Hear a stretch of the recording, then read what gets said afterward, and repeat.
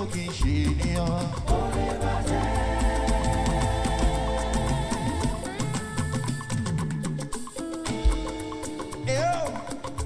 Bó ṣe ń bí wọn nínú ló ń dùn mọ́ wa nínú. Ẹ ti mọ̀ túmọ̀ ẹ̀. Bó ṣe ń bí wọn nínú ló ń dùn mọ́ wa nínú. Oore t'Ọlọ́run ń ṣe fún wa. As e dey pain dem na so e dey sweet us. Ó ń dùn mọ́ mi yé. Ó dùn mọ́ mi o. Kẹ́tù ó dùn mọ́ wa yé. Àwa ò mọ́ tọ̀ta. Mo ní ó dùn mọ́ wa o. Wípé pé Jésù ní bàbá wa o. Pé Jésù ní bàbá wa o. Wípé Jésù ní bàbá wa o. Hallelujah o. Wípé Olúwa ló ṣe yìí ó kì í ṣe ènìyàn. Kò lè bàjẹ́. Olúwa ló ṣe yìí ó kì í ṣe ènìyàn. Kò lè bàjẹ́ o. Nítorí wípé ẹ̀kan pẹ́ oyin máa dùn oyin mọ́mọ́.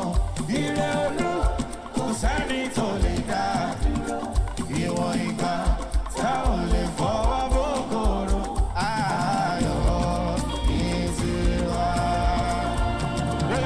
Aláyọ̀ tí Máyọ̀dé kẹ̀rẹ̀kẹ̀rẹ̀. Ire kan wá òye. Aláyọ̀ tí Máyọ̀dé kẹ̀rẹ̀kẹ̀rẹ̀. Ire kan wá òye. Mo ní aláyọ̀ tí Máyọ̀dé kẹ̀rẹ̀kẹ̀rẹ̀. Mo ní Olújọ mímọ́ aláyọ̀ ó ti Máyọ̀dé wá fún wa òye. Kẹ̀rẹ̀kẹ̀rẹ̀. Ire kan wá òye. Lórí òkè yìí o. Ilẹ̀ yìí o. Láti ráyọ̀. Nílẹ̀ yìí o. Ilẹ̀ yìí o. Láti rọ́pò wa lọ. Lórí òkè yìí. Lórí òkè yìí o. Láti rí ìta. Ṣé ìbùkún àwa kò sẹ́ni. Mo ní lórí òkè yóò. Kẹ́tù láti rá. Kì í ṣe nílé babaláwo, kì í ṣe nílé baba Yàníwò. Lórí òkè yìí láti rọ́gbọ́ wa lò.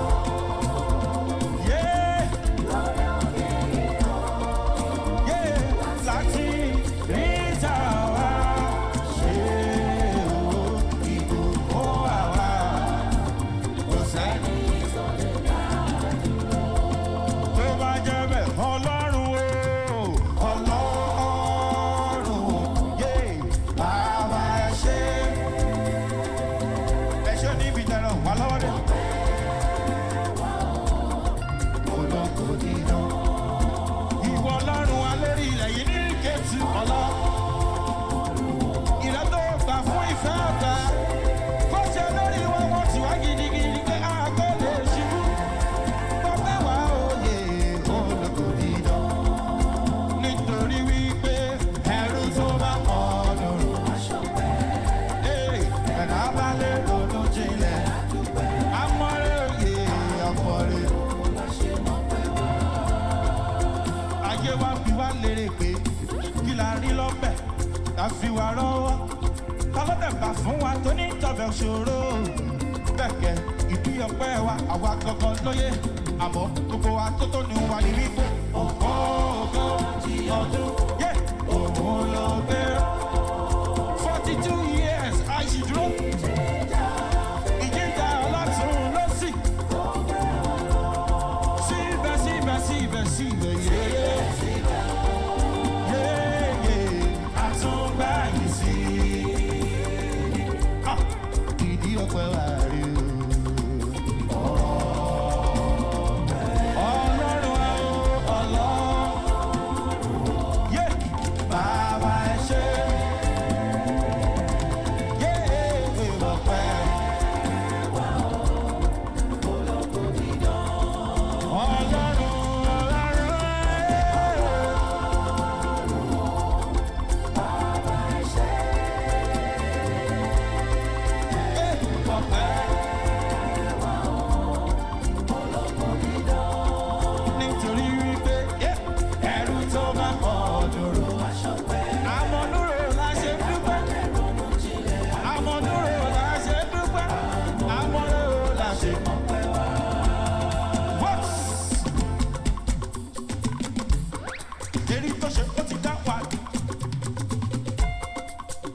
kẹ́tù ìlérí tó bá wà dání wípé wọ́n ti wá gidigidi wọ́n ní wọ́n ti wá gidigidi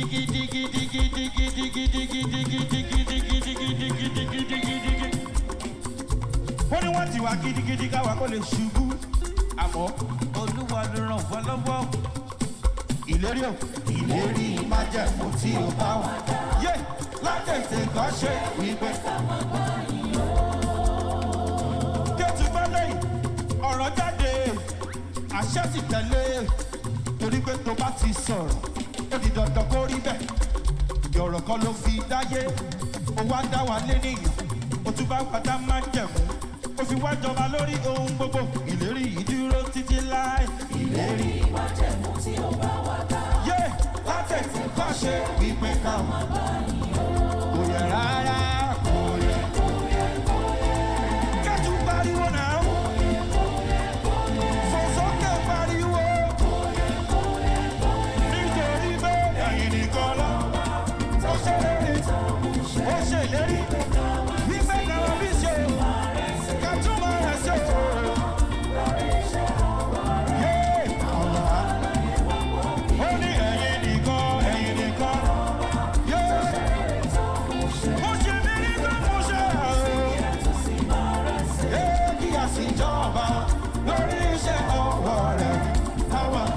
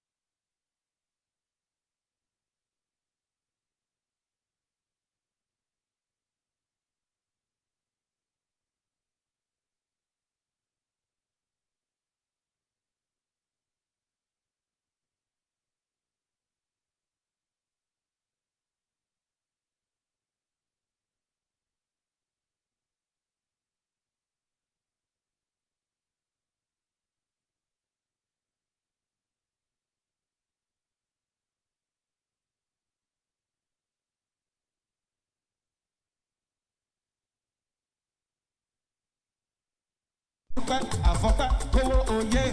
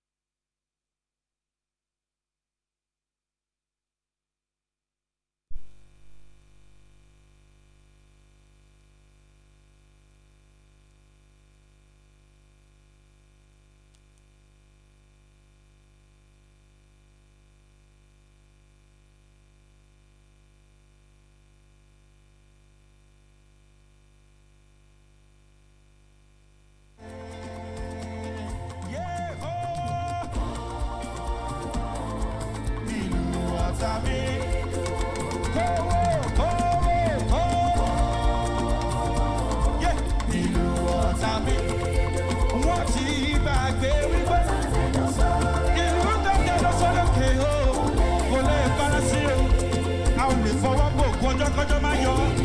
A ò lè fọwọ́ gbogbo òrùn kórùn mẹ́rẹ̀. Ká má bẹ̀rù ayé orí. Kétu ṣe ti rẹ́dì. Mi ò gbọ́ ṣe ti rẹ́dì.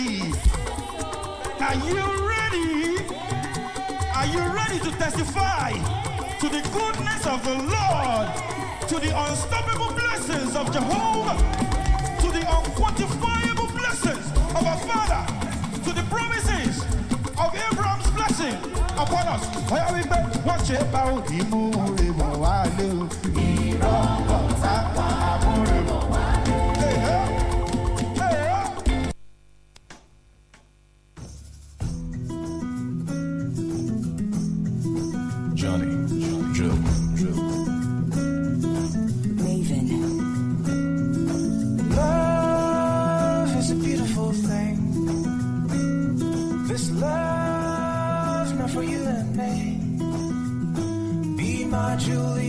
And I'll be your Romeo, my love. It's the hand of God, now Him bring you to me. It's indescribable what you mean to me. Would you be my Juliet and I'll be your Romeo, my love? Oh yeah, yeah. Would you be my Juliet and I'll be your Romeo, my love, my love. And when the stars come out at night, I'll think about you, my love, my love. And in the dark I see your lovely eyes, darling, you are my light, you are my love.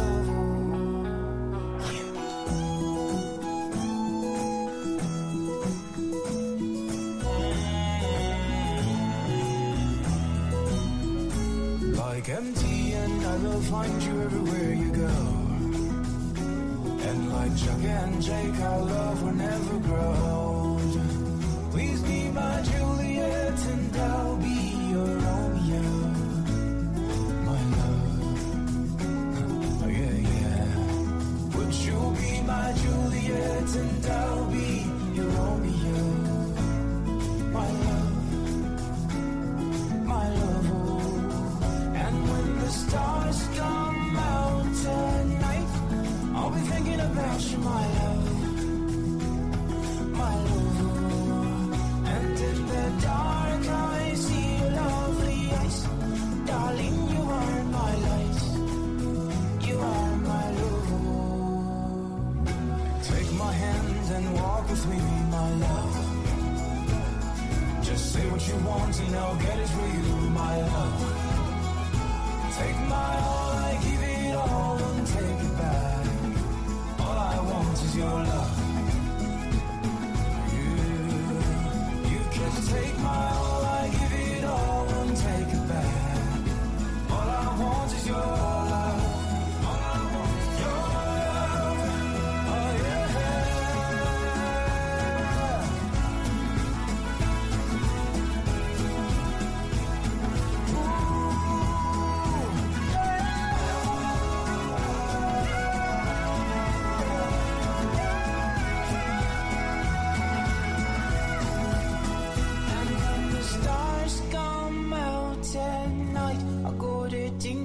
You, my love, my love.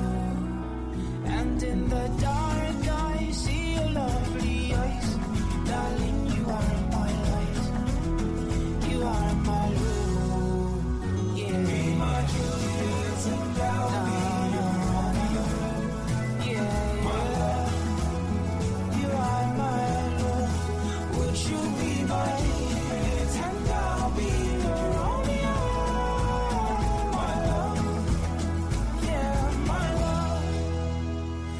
My Juliet and I'll be your Romeo, my love. Would you be my Juliet and I'll be your Romeo? Oh, my love, oh, my love.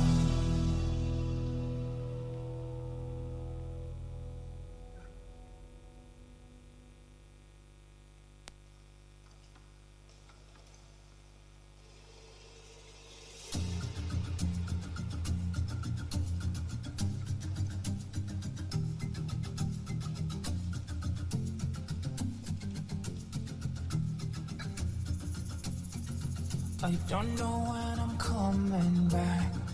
I'll be gone for a little while, but I will keep myself for me and you. I'll be back for you. I don't know what the future brings, but I want you to be with me. I could hope and pray to make you wait for Please, can we settle down? I'll come back for We are running a little bit late. Can we please settle down? you hold my life. You are my I'd like to welcome you to this Valedictory program in honor of Professor Isaac Folorunso Adewole. Can we please take the national anthem? You'll be always on my mind. Yeah.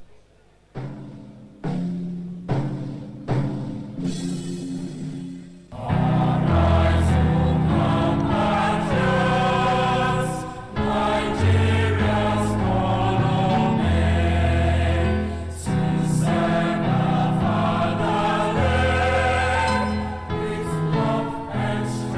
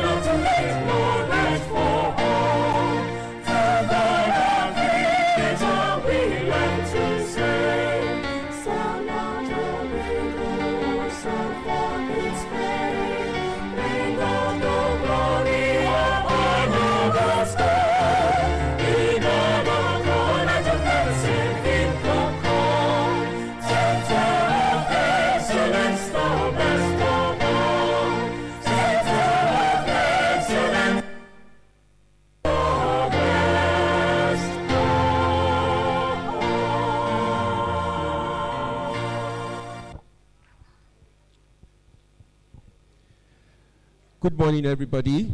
I'd like to welcome you to this valedictory program in honor of Professor Isaac Folorunso Adewole, who is reaching the age of 70. Professor Isaac Adewole, like we all know, anyway, we'll hear a lot about him. But first of all, let me do some bit of... I'd like to quickly recognize some of our important guests here, and I'll try and see if I can establish a protocol. Special guest of honor, Barrister Boss Mustafa, CFR, former Secretary to the Federal College of Government of Nigeria, is our special guest of honor. Can we please give him a round of applause?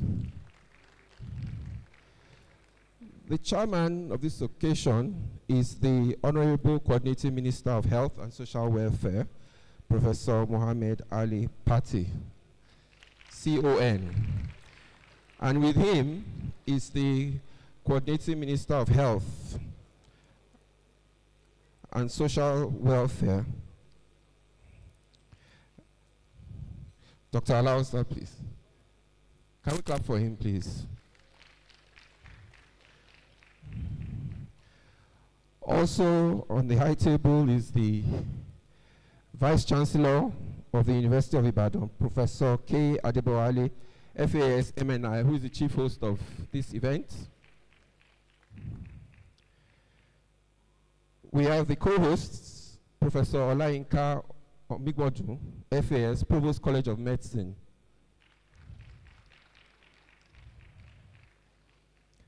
We have the Chief Medical Director of UCH, University College of Hospital Ibadan, Professor J.A. Otegbayo. The host of the event is Professor T.O. Ogundiro, the Dean, Faculty of Clinical Sciences. And the co-hosts, Professor A.A. Udukogbe, the Head Department of Obstetrics and Gynaecology. I purposely left recognizing our who we're celebrating today. Professor Isaac Folorunso Adewole is here with his wife.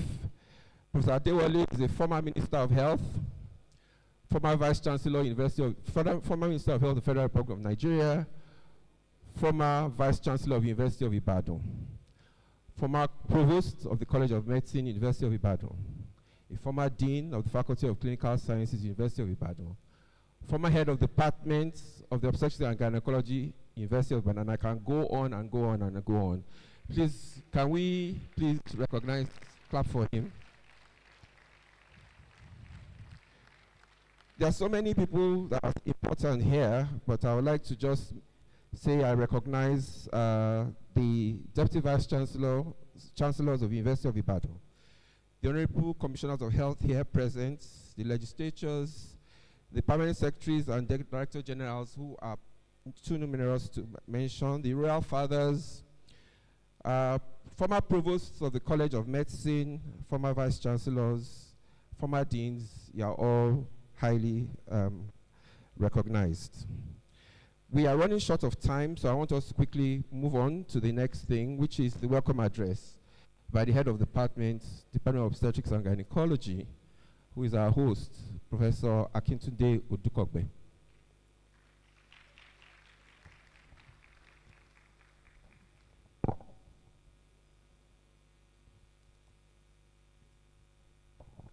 Thank you, Professor Christopher Haimako. The first thing we will be doing today, ladies and gentlemen, will be establishing the protocol. Ideally, everybody should be recognized, but we are short of time. So we're going to recognize us in about 13 categories very quickly. First is the retiring Professor of Obstetrics and Gynaecology, Professor Isaac Folorunso Adewole, also known as Ifa, and his wife, Dr. Bukola Adeshino. The chairman for today, Dr. Mohammed Ali Patti, the Coordinating Minister of Health and Social Welfare. Next is the Honorable Minister of State for Health, Dr. Tunji Alausa. The guest of honor, Barrister Boss Mustafa, the former Secretary to the Federal Government of Nigeria. Next is the university community, ably led by Professor Kayode Adewole, but who is unavoidably absent and will be represented by Professor Yemisi Bamboshe. The College of Medicine community will be led by Professor Olayinka Omigbodun. The University College Hospital Ibadan will be led by Professor Jesse Otegbayo. We have the guest speaker, Professor Deborah Watson-Jones, who has been coming to this country since 1968. Yeah. Then we also have the religion community who have been praying for this occasion. We have the traditionalists, ably represented by our obas and chiefs. We have also the business community and political community, because the celebrant of today is such a larger-than-life person. Then the ladies and gentlemen, distinguished ladies and gentlemen here present, and last but not least, the gentlemen of the press. Now I will briefly introduce our celebrant of today, Professor Isaac Folorunso Adewole, the 14th head, Department of Obstetrics and Gynaecology, Faculty of Clinical Sciences, College of Medicine, University of Ibadan / University College Hospital, Ibadan. Talking about a relationship of 44 years called for dexterity in summarizing without shortchanging details. Initially, it was an observation from a distance, the lot of a medical student / resident doctor and his tutor. Further closeness occurred with the supervision of my obstetric long commentary, which was my first major research as a resident doctor. It was a study on gram multiparity published in 2001 and included in the World Health Organization's systematic review published in 2005. Numerous clinical, training, and research interactions resulted in great achievements of better patient care, production of shared mentees, and some more papers, all of which are still ongoing. As a matter of fact, as will be said to us by Professor Oladapo Olayemi, my colleague, he made substantial contributions to our department in the areas of infrastructure, procurement of equipment and materials, and attracting national and international programs and grants. Our next major encounter was in medical politics, where he is unarguably an astute primus inter pares. It was in the stormy Nigerian Medical Association politics of the 90s that some of us in an inner caucus first labeled him Dynamo for his uncommon energy in traversing terrains and stringing strata of stakeholders together effortlessly. Aristotle, the great philosopher, 384 BC to 322 BC, sums it all up in saying, "You will never do anything in this world without courage. It is the greatest quality of the mind next to honor." Providence did not limit our interactions to clinics, corridors of power, or crisis-laden communities. On the social level, our families mixed over maternity matters and menus. He had attended the same Ilesha Grammar School, Ilesha, Osun State, which my late father earlier did before I was born. In 1993, they established this fact while we christened my wife and I second born. Yes, it was not all smooth sailing, as real-life human interactions are destined to be. Overall, it has been a great opportunity to learn at a master's feet and be advised by him to avoid certain life traps. I doff my hat, even though I'm not wearing any. This is wishing you, on behalf of our department on one hand, and of my family on the other, a happy 78th platinum birthday and a gracious retirement. Bon chance. Best of luck, sir. Thank you, ladies and gentlemen.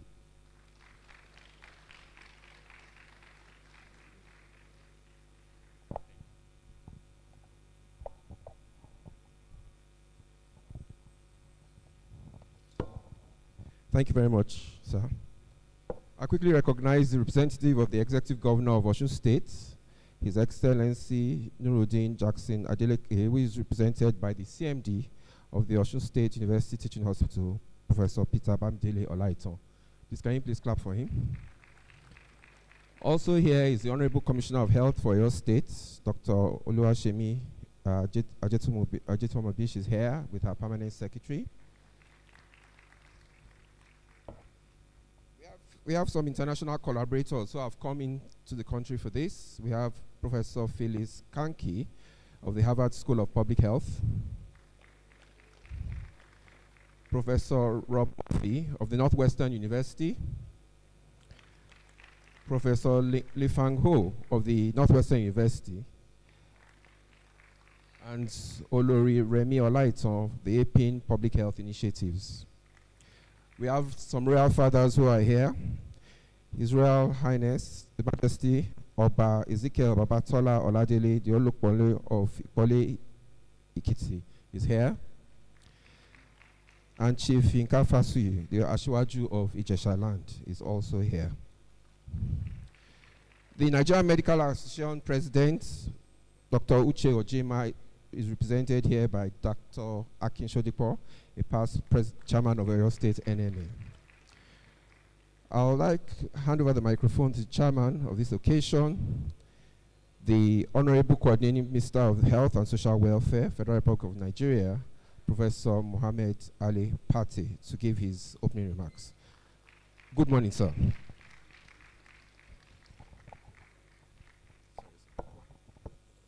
Thank you. My dear brother, the Honorable Minister of State for Health, Dr. Tunji Alausa, the celebrant of today, Professor Isaac Adewole, IFA, who is here with us, the representative of His Excellency, the Governor of Osun State, the Vice Chancellor of the University of Ibadan, the Provost of the College of Medicine, the Chief Medical Director, the former Provost, many distinguished medical elders that are here, as well as our guests from far and near, and distinguished ladies and gentlemen, good morning to you. It's really a great delight for me and an incredible honor to chair this occasion, the valedictory session in honor of Professor Isaac Adewole. I think Professor Adewole, as you know him, and I've got the privilege of knowing him over the last several years, is indeed an incredible professional, an academic, a researcher, a politician, a public health leader, a manager of people. He's done it all. So today we are here to celebrate him, but also to learn from our lecturer who is here with us today.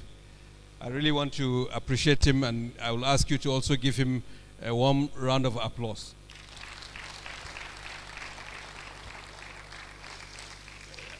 I think one of the things that I really was hoping to learn from him over the years, and I'm still learning because I'm a slow learner, is his incredible humility, his incisive intellect, but also the discernment that he had, and that contributed in a very significant way to the impact that he laid in the role that he did as a Minister of Health. Now in the current position as a minister, filling his shoes, I know what it is that he must have gone through, and I really respect a lot of that, because he left an incredible legacy, some of the foundational things that we are now building upon in the health sector. So I really want to thank you, Prof. This is one chapter that we are bringing to close, but I think it's a new beginning for you. So thank you, and I really want to hold it there and look forward to the conversations, and I'll go back to the chair's seat and listen to the presentations. Thank you.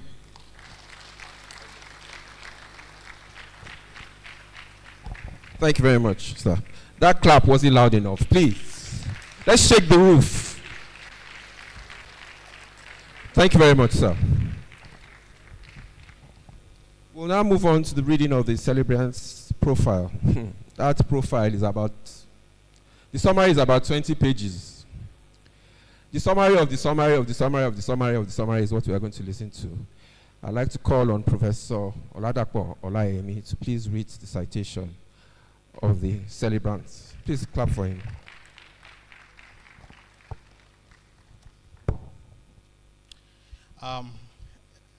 Good afternoon, everybody. And I want to stand on the established protocol. It's one of the few occasions where you tell your boss to stand up and that he should remain standing until you stop talking. So, sir, he's standing. Okay. Professor Isaac Folorunso Adewole is the seventh of 9 children and was born on the 5th of May, 1954. He was born inside a vehicle belonging to Pat Timothy Abimbola on the way to Wesley Guild Hospital, Ilesha. His father, Pa Benjamin Aino Ajenifuja Adewole, was a distributor to UAC and GB Olivant, selling building materials and wholesale drinks and farm inputs. His mother, Madam Florence Munisola Adewole, sold household utensils and cooking materials at the same premises till Pa Adewole passed on to eternity on the 1st of September 1976 in this hospital. He attended Ilesha Grammar School, Ilesha, from 1966 to 1972, where he obtained a grade 1 distinction in West African School Certificate Examination in 1970. He also recorded the grades of AAC in 3 subjects he offered at Higher School Certificate Examination in 1972. Based on this academic achievements, he enrolled as a National Award Scholar and was admitted to study medicine at the University of Ibadan in 1973. He obtained MBBS degree of this university in 1978 and won the Glaxo Allenbury Prize for the best performance in pediatrics. He joined the Department of Obstetrics and Gynaecology as a senior house officer in 1981, became registered in 1982 and senior registered in 1984. If you know what those exams mean, you know that he was passed the first time. He didn't fail any exam. He had a research fellowship in the Department of Medical Oncology of Charing Cross Hospital, Hammersmith, London. He was appointed Lecturer 1 at the College of Medicine, University of Ibadan, and Consultant Obstetrician and Gynaecology at University College Hospital, Ibadan in 1989. He was promoted to the grade of professor in 1997. Again, you know that was a rapid course. As a professor, he was elected as Dean of Faculty of Clinical Sciences and Dentistry between 2000 and 2002. This 7th child of the family also became the 7th provost of the College of Medicine between 2022 and 2026. He made significant contributions to the growth and development of the College of Medicine. In December 2010, he became the 11th Vice Chancellor of the University of Ibadan. The impacts he made in the university have remained a reference point in university administration across Nigeria till today. To mention just a few, as Vice Chancellor, he facilitated the establishment of the National Institute of Maternal and Child Health in the College of Medicine of the University of Ibadan. This was funded by President Goodluck Jonathan-led administration. He initiated the completion of the 1,500 capacity computer-based testing center at the Distance Learning Center at Ajibode Extension, which remains a star project of the university system in Nigeria. In medical political terrain, Professor Adewole served as Secretary General and President of the National Association of Resident Doctors of Nigeria between 1982 and 1984. He was Secretary General of the Nigerian Medical Association between 1991 and 1993, when he now became the chairman of the OSCE chapter of Nigerian Medical Association in the same year. He served as the Assistant General Secretary of the Confederation of African Medical Associations and Societies between 1993 and 1995. No break in his political career, if you notice. He was appointed on several national and international organization board and programs on research and policy for cancer control.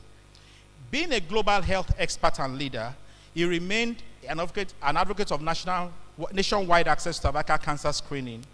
He has extensive management experience at both national and international levels. He was co-PI investigator of the Medical Education Partnership Initiative in Nigeria, MEPIN.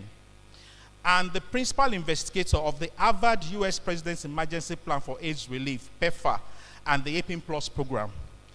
Professor Adewole holds membership of many learned societies. He was elected a Fellow of Nigerian Academy of Science in 2012 and awarded Doctor of Science degree by both University of Sunderland, UK in 2015 and 9 University of Nigeria, Abuja in 2023, just last year. My Oga has attended over 270 national and international scientific conferences and workshops, and he presented at almost all of them.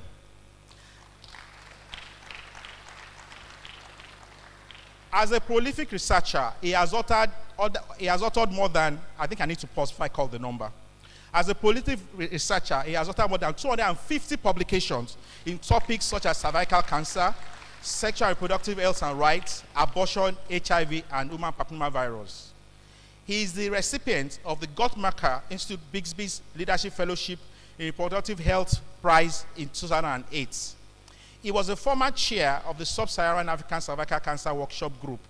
Currently, he hasn't rested.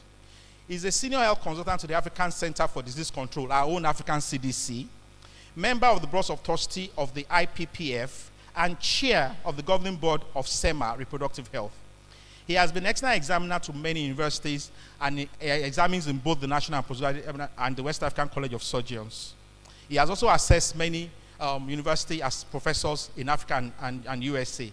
He's an adjunct professor at Northwestern University, Chicago, Illinois, USA, which he has been since May 2010.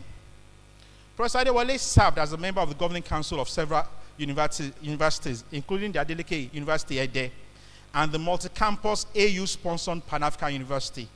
In his hometown and states, he was the pioneer pro-chancellor and chairman of the governing council of University of Elisha. I think that deserves a round of applause. In November 11, 2015, Professor Folorunso Adewole was appointed as the Honorable Minister of Health by the Nigerian President then, President Muhammadu Buhari. This great achievement afforded him the opportunity to make tremendous impact on the health system of Nigeria. In recognition of this, His Majesty Emperor Naruto awarded him the Order of Rising Star, Gold and Silver Star of Japan in 2020. In case you are wondering, especially since we fondly call him Ifa, Professor Isaac Adewole is a Christian and a respected deacon at the Agbala Daniel Cathedral of Joy Ibadan. He's a patron of Boys Brigade of Nigeria, and despite his busy schedule, he watches football. It will be interesting to know which club he belongs to. I hope it's not Chelsea. Not surprisingly, he loves reading, and his favorite books are biographies and books on leadership and, of course, politics. Surprisingly, though, he works African magic, particularly during the weekends. He believes that most of the things displayed in African magic reflect contemporary issues in society. He's still doing research on African magic. Professor Adewole is happily married with children and grandchildren, and very soon, great-grandchildren. So, may I ask you all to stand up and join me in recognition of an icon of academic and medical science as I present to you our celebrant for the day, our own Ifa, Professor Isaac Folorunso Adewole.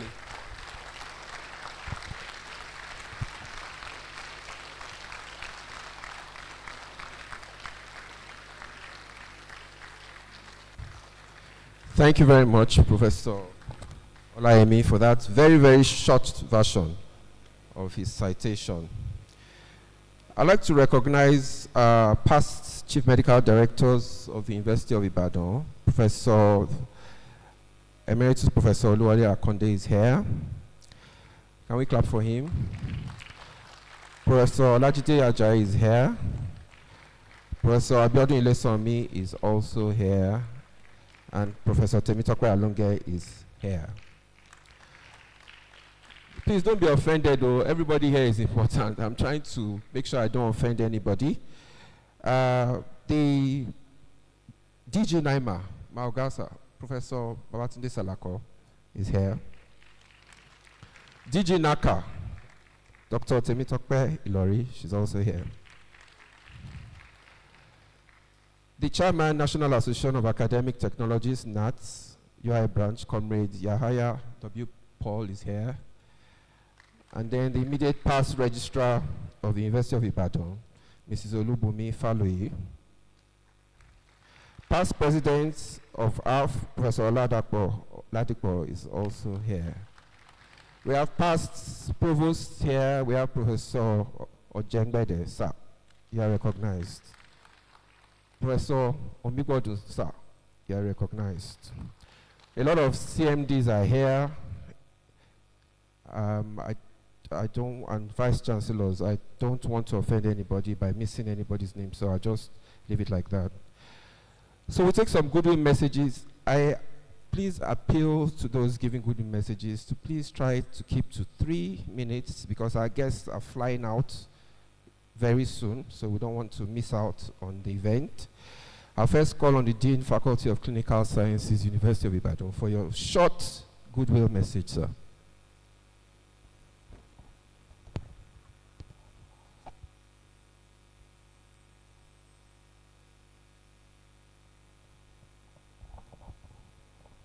Thank you very much.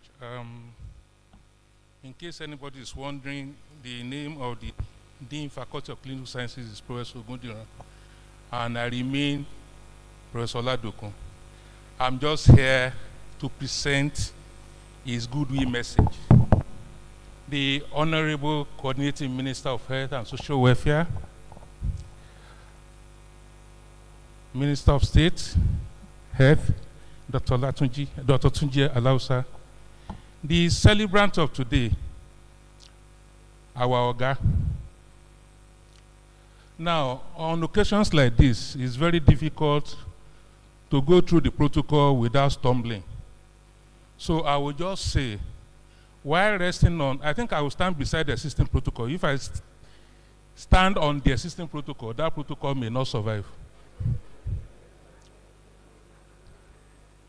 I recognize the royal fathers here present, our teachers, title holders and aspiring title holders, distinguished guests, ladies and gentlemen. I read the tribute of Professor Temidayo Ogundiran, the Dean, Faculty of Clinical Sciences, who is unavoidably absent today. Surprisingly, Professor Folorunso Adewole was the last Dean of Faculty of Clinical Sciences and Dentistry, for those who know. After him, just before he left that office, the faculty gave birth to 2 other faculties, Faculty of Public Health and Faculty of Dentistry. So on behalf of the Faculty of Clinical Sciences, College of Medicine, University of Ibadan, I congratulate eminent Professor Folorunso Adewole on his 70th birthday and his retirement from our twin tertiary academic and health institutions. Professor Adewole is a special breed of a person. He embodies a rare blend of a unique personality and uncommon grace. Head of Department of Obstetrics and Gynaecology, Dean of Faculty of Clinical Sciences and Dentistry, Provost, College of Medicine, University of Ibadan, Vice Chancellor of the University of Ibadan, and Federal Minister of Health of the Federal Republic of Nigeria, among others. He also wears many caps as a clinician, an academic, a teacher and a trainer, a researcher and an administrator, an entrepreneur, a church elder, we've been told now, and a politician. Most of us are aware of that. All graciously combined in one person. Sitting comfortably in the middle of his names is letter F that describes the attribute that Professor Adewole exemplifies. F for faith. He must be a product of parents of faith who must have left in store for him a lifetime bank of prayers from which he withdraws at every turn of his earthly sojourn. His name, Folorunso, attests to this. Foresight. While many people live mainly in the present and are constrained by the challenges of today, he has the sharp vision of an eagle, seeing farther, aiming higher, and reaching further than his peers. Focus. Professor Adewole is ever forward-looking, nurturing what he envisions with passion to achieve his mission. Fortune. Good fortune is a blessing. Professor Adewole has been marvelously blessed with plenty of this. Fortitude. It takes courage, stamina, and bravery to aspire, perspire, and acquire. Professor Adewole has them all. Fighting spirit. He had his own dose of professional persecution from the hands of the authority that could be described as setbacks. The unconquerable spirit in him turned them into stepping stones to greater heights. Friendliness. I do not claim to know him 100%, but I do not know if there's any friend, colleague. Neither have I ever seen him display anger in the public. He has a winsome mien towards all. Professor Isaac Folorunso Adewole's biography, which you have heard the synopsis of the summary of it earlier on, must be a read document for the present and future generation of leaders and leaders to be. Sir, although you are retiring from UR and UCH, your cosmopolitan nature and stature show that you will continue to be active both within and outside our twin institutions. May God grant you a future that is very long, a future that is more blessed than hitherto, a future that is peaceful, and a future that is full of grace and good health. Amen.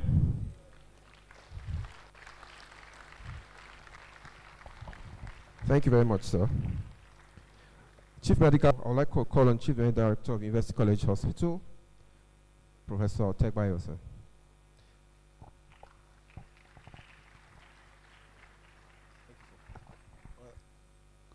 Good morning, distinguished audience. Like has been said earlier, it will be very difficult to do justice to any protocol in this kind of gathering, where you have your bosses and a very, very intimidating audience too. But I must specially recognize, being the first time that is here, the Honorable Coordinating Minister of Health and Social Welfare, Professor Muhammad Ali Pate. And this is his own third time of coming here. The State Honorable Minister of Health and Social Welfare, Dr. Tuji Alausa. I must also recognize the Vice Chancellor, ably represented by Professor Bangboshe. Of course, the honoree of today and his amiable wife, we are well recognized. How do I face the audience to recognize anybody? Please just permit me to say I recognize you all. I'm giving this goodwill message on behalf of the management of the University College Hospital, Ibadan, and I'm not doing it just because it's a ritual or it's what is expected, but out of a mindset of the need to give honor to whom honor is due.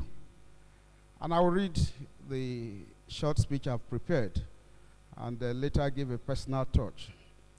It is such a great day today as we gather to celebrate the momentous life and phenomenal career of the SY Honorable Minister of Health, Professor Isaac Folorunso Adewole, an outstanding professional, a mentor, and icon, as well as a consultant in the field of obstetrics and gynecology. We are here to dignify Professor Adewole as he embarks on a deserved journey of retirement. From a very humble beginning on the 5th of May 1954 in Elisha, Osun State, Professor Adewole's life has been a testament to the power of education and perseverance. He navigated through primary and secondary schools, excelling academically and laying the foundation for his future endeavors. His professional journey has been nothing short of exemplary. He pursued his education at the prestigious University of Ibadan, where he distinguished himself and earning the Glaxo Alembri Prize for the best performance in pediatrics. His unwavering passion for understanding faith had greatly impacted the academic arena in so many ways. Professor Adewole began his career as a senior house officer in UCH in 1981, senior registrar, then consultant, and later lecturer up to professorship. Also, he has held several posts, as have been listed before, so as to save time, I will not go into them. But we know that he ultimately became the #1 health man in this country. I will thank him for that. Professor Adewole has also served at many international and organizational boards and programs on research and policy for terminal diseases. He was actively involved in research and advocacy on cervical cancer and HIV/AIDS, and has led several research projects on prevention, diagnosis, and capacity building in HIV/AIDS. Amidst his professional achievements, Professor Adewole remains grounded in his faith and family values. Devout Christian and respected community leader, he finds solace in serving others and cherishing moments with his loved ones. On a personal note, a day like this provides an opportunity to say some things about how some people have affected your life. Personally, he introduced me into academic politics. I remember when he wanted to be provost some years back, he invited me, among others, to come to his house, and he told me I would join his group to campaign, and I said, no, sir. He said, why? I said, I want to end my senior lectureship before I go into anything like that. Then he asked me, how many papers do you have? I said, 15. He said, you're a lecturer already, so you any other excuse? And I said, no, sir. So that's how he introduced me. We campaigned and things like that. And when he became provost, Professor Shoyonwo became the dean, and I know he had a hand in it. Somehow Professor Shoyonwo came to me and said, I want you as my sub-dean clinicals. And I said, no, ma. I have a scholarship I want to go to Israel, Tel Aviv for, and I'm also the Secretary General of MDCAN. He said, when you want to go to Israel, I'll make somebody to act for you. And he chose Professor Olayemi to act for me when I had to leave. Then Professor Shoyonwo said any other thing, and I didn't have the excuse. So that's how I became the sub-dean. And since then, I've tasted honey, so to say. And I started getting involved in others. So thank you very much for that introduction. And of course, that is the political side. On the academic side, he invited me into the PEPFAR program as a clinical consultant. And for many years, I was working there. And later, when the fund started dwindling, he invited me to be a research consultant to PEPFAR.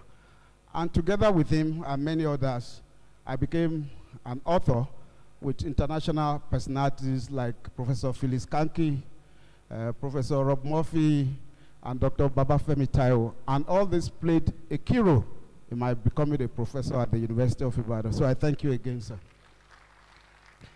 In conclusion, Professor Folorunso Adewole's life epitomizes the transformative power of education, compassion, and servant leadership. As we celebrate his journey today, let us draw inspiration from his legacies and strive to emulate his commitment to excellence and social impact. Professor Isaac Adewole is indeed a true icon in the world of obstetrics and gynecology. And Abraham Lincoln said, and in the end, it is not the years in your life that count, it is the life in your years. As we gather here to celebrate your retirement, sir, it is our prayer that your remaining years on earth continue to count for impactful greatness. On behalf of the management, staff, students, and the esteemed patients of our great institution, University College Hospital, I say congratulations to you, sir, and happy retirement. Thank you very much, dear CMD. I'd like to recognize the immediate Deputy Governor of Osun State, His Excellency Benedict Olugboyega Alabi, former Registrar of the MDCN, Dr. T.A.B. Sanusi, MD CEO, Nordica Fertility Center, Dr. Abayomi Ajayi, eminent Professor of Psychiatry, Professor Gureje, you're welcome, sir. I would now like to call on the Provost of the College of Medicine, Professor Olayinka Omigbodun, FAS, to give her goodwill message.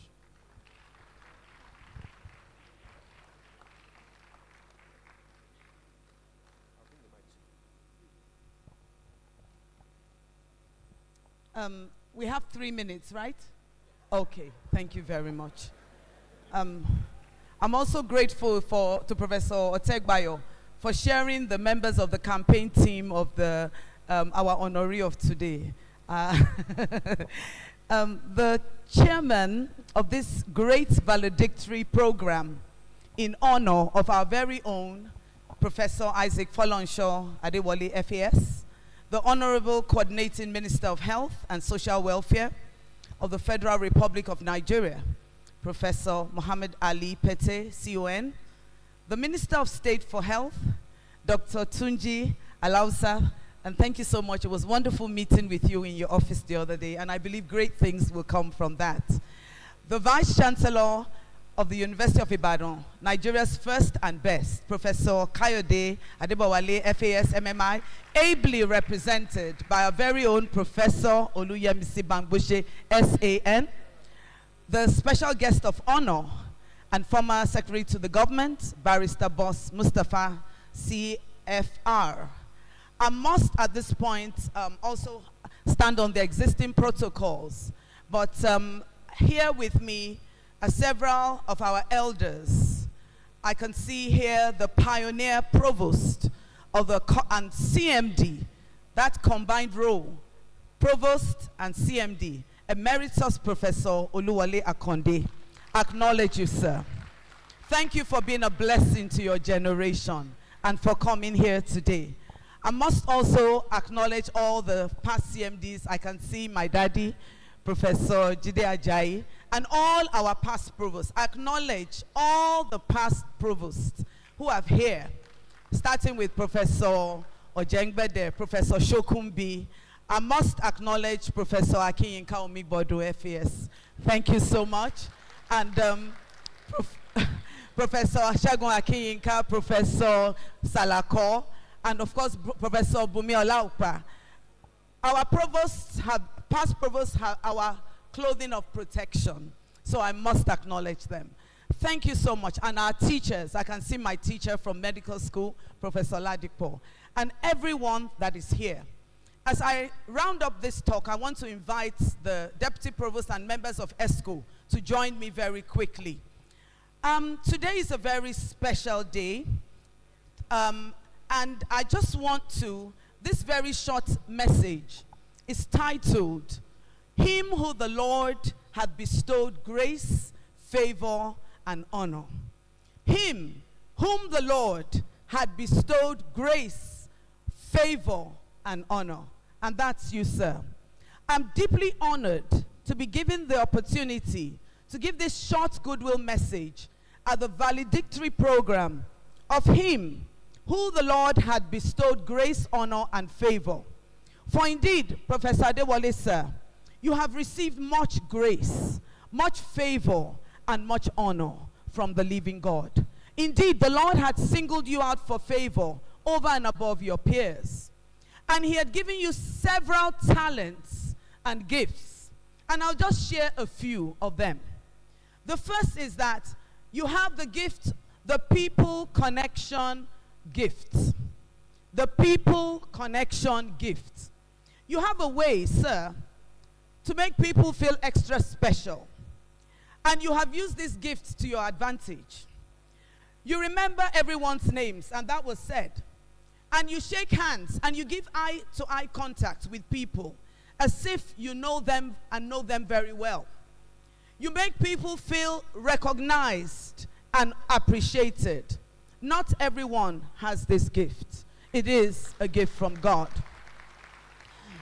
The people connection gift has helped you. And I don't know if you realize it, but it has made room for you in several places. Many years ago, I remember in the 1980s, when I needed a passport, you had connections in the passport office in Ibadan. And that was how I would get a passport. That is a gift. You also have the talent identifier gift. talent identifier gift. Just yesterday, I was speaking to Dr. Akinyemi of the Youth Friendly Center in the University of Ibadan. And she told me that you recognized her talent for young people. And that when they were going to really build up the Youth Friendly Center, you asked her to go and coordinate it. And not only that, you gave her every resource that she needed to make the place blossom and flourish. She was very appreciative of you because we're trying to do some work together. You have the talent identifier gift. Professor Adewole, I am Provost today because you said it. You may have said it in passing, but many years ago, when I was the director of the Center for Child and Adolescent Mental Health, I came to your office when you were Vice Chancellor, and we did some presentations. And you said to me, you know what, you will make a good provost. Yeah, I'm standing here 3 months to the end of my tenure as the first female provost of the College of Medicine. You dropped the first idea in my heart. Thank you. And then you have the gift of strategic and visionary thinking. It's not a common gift. You are able to stand and look at situations and arrange them and plan and execute them. One of them I mentioned is the IDI. Many people actually feel the infectious disease and the UCH work as one. But that was a strategic vision because through it, thousands and hundreds and thousands of people have been able to get respite from this HIV surge. So indeed, you are a strategic and visionary thinker. And I'm delighted that the leaders of our healthcare delivery system are here today. And I must pay homage to them and homage to you and all who have laid the foundation for this country and particularly for our College of Medicine. I must mention as I round up that I wonder what the future holds for the nation's first and best. I really wonder, because there are a lot of issues, and we were so grateful that the coordinating minister for health and social welfare came today to the office of the provost. Thank you so much, sir. And he also came to the boardroom, and I shared with you the problems we have, that the College of Medicine hangs, it dangles. We don't have any direct subvention or funding.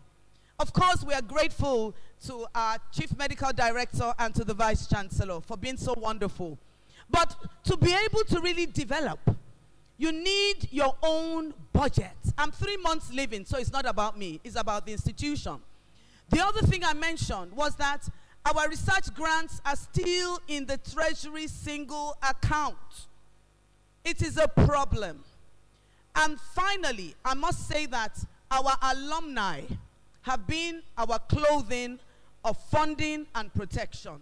And I must use this opportunity to acknowledge all the alumni of the College of Medicine, University of Ibadan.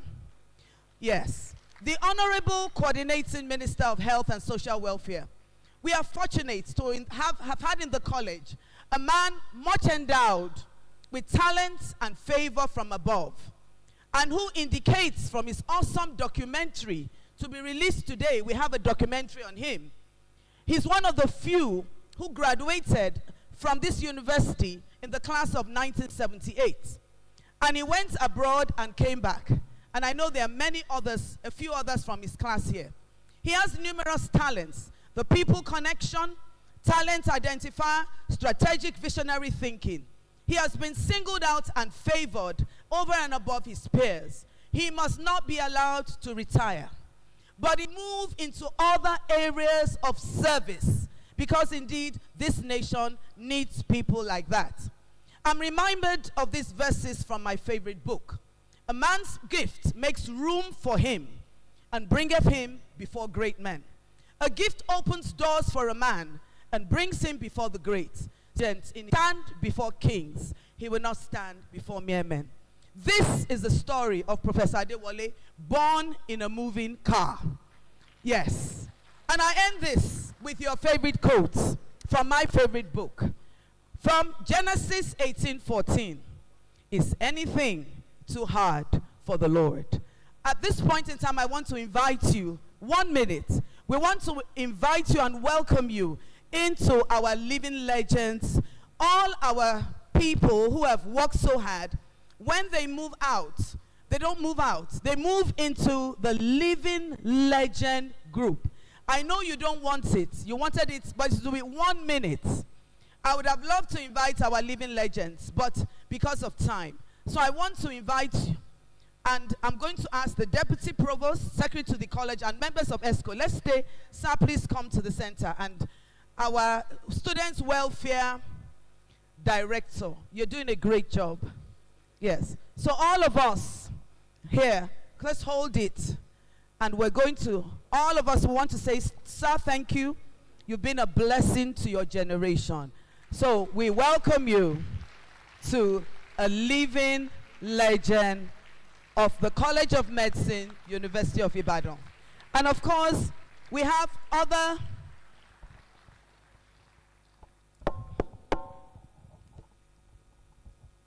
hearty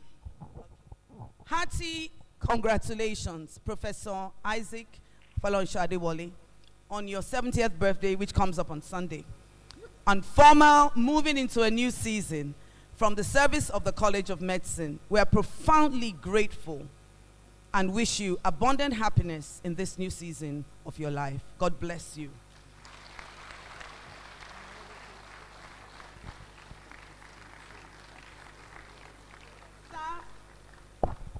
This will come with a laptop.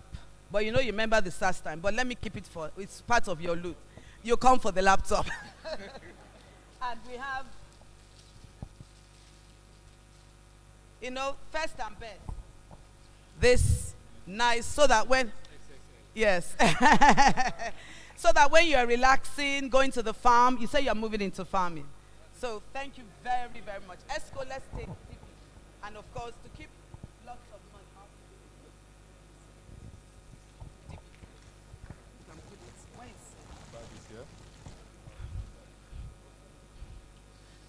Just, can we have you to come and help to pack it?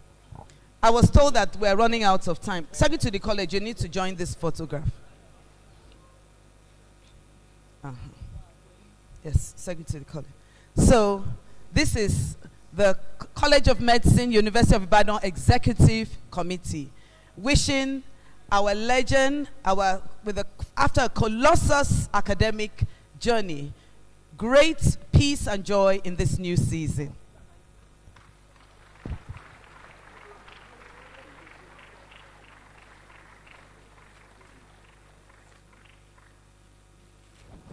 Thank you very much. And I think it was just a little bit above 3 minutes.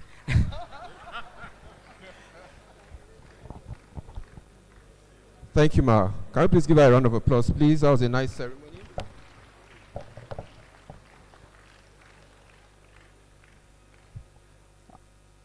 Online, both on YouTube and Zoom, etc., we have close to 700 people who are monitoring and watching this event. I'd like to recognize everybody. I've been having a lot of calls on my phone to recognize them, but I think it's good to know what we know you're there. The Registrar, University of Ibadan, Mr. G.O. Saliu, you are present. Thank you very much. And former Registrar, University of Ibadan, Mr. I. Olukoya, past Deputy Vice Chancellor, Academic UI, Professor A. Aderinto, you're also here. Can I call the representative of the Governor of Osun State, represented here by the CMD of University of Osun Teaching Hospital, my friend and brother, Professor Peter Babatunde Olaito. So please come on stage, sir. Your seat is here. You're representing the Governor of Osun State. Please, can we clap for him?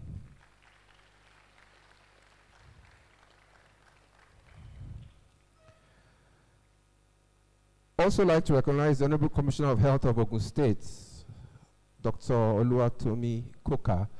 I hope they have positioned you near your colleague, the Commissioner for Health for your state. And I'd like to, I still have a few to recognize. Professor Folorunso Okumadewa, please, you're recognized. Honorable Famurewa, former member. Professor Mohammed Ali Pate, Commander of the Order of the Niger, Honorable Coordinating Minister of Health and Social Welfare. Anyone around the world will have to trace his background. You will have to head to Ibadan. Professor Isaac Folorunso Adewole, a professor of Gynaecology and Obstetrics, who served meritoriously as the 11th Vice Chancellor of the University of Ibadan, very celebrated expert of the University of Ibadan to the echelon of national service in Nigeria. He was appointed as Honorable Minister of Health on November 11, 2015, under the cabinet of President Muhammadu Buhari. Under his watch, the Federal Ministry of Health developed one of the most ambitious health programs in Africa under the universal health coverage, using primary health care as a fulcrum. The program was aimed to provide 10,000 primary health care facilities in Nigeria, covering every political ward, which provided access to basic essential health care to about 100 million Nigerians. I hope you will celebrate this great man. IFA is well loved by academic and non-academic staff of the University of Ibadan. The legacy is leaving behind are visible. They have been a renewed foundation upon which subsequent vice chancellors have been building upon. There is no gainsaying the fact that his life and career is a reference point for close and even distant associates. It is such a privilege to always drink from his wealth of experience. IFA is an academic icon in the class of those whose international legacies should be preserved. A fellow of the Academy of Science of Nigeria since 2011 and past president of the African Organization for Research and Training in Cancer. He has a clout that is beyond the shores of Nigeria, having been awarded an honorary doctorate of science in July 2015 from the University of Sutherland, United Kingdom, for his outstanding achievements and worthy contributions to preventive medicine and cancer screening in Nigeria. IFA is not just a national figure. He has a global repute which qualifies him to be a worthy ambassador of the University of Ibadan. And recently, a few weeks ago, he was decorated as an ambassador of the University of Ibadan. So whenever you see him, he is His Excellency Professor Ifa. So please, don't just look at him that he's just Professor Isaac Folorunso. He is His Excellency. As he retires, the question is, can we have another Ifa to grace the terrain of our esteemed university? This calls for sober reflection on the need to consciously institutionalize our icons and draw from their deep-seated wisdom, while leverage their insight, propagate their vision, and consult them intentionally as much as we have them around. And in this room, we have them around. We cannot do without you, our living ancestors. And Professor Adewole will be joining you. We cannot do without you. This is not to merely project the UI brand, but to breed a new generation of icons for the posterity of our dear university. Man invariably outlives ambition, but our visions outlive us. We honor today a man who not only had an ambition, but possessed a vision to impact the world positively. I'm convinced that the legacy of his vision will outlive him as I wish him more productive years ahead. The University of Ibadan is proud of you, and you will always be our pride. On a personal note, let me just say, and I have the backing of a sitting judge present in this hall, who I'm going to seek an order from. My Lord, I seek an order from you for extension of time within which to just deliver half a minute. Is it granted, my Lord? Thank you, my Lord. On a personal note, Professor Isaac Folorunso Adewole is a man that can make the impossible possible. Do you agree with me? He did this for Faculty of Law. As the Dean of Law, I will not give you all the facts because those facts are between us in the faculty. Lives of hundreds of students would have been lost.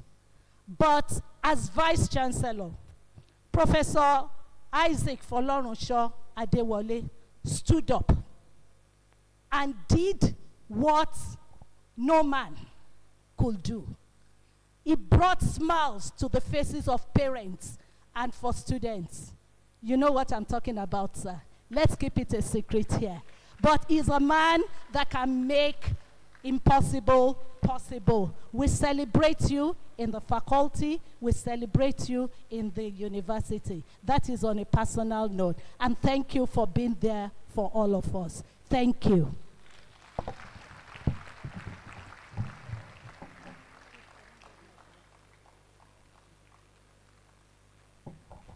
Thank you very much, ma'am. We're about 20 minutes behind schedule, so we'll quickly see if we can fast track a little bit of some of our things.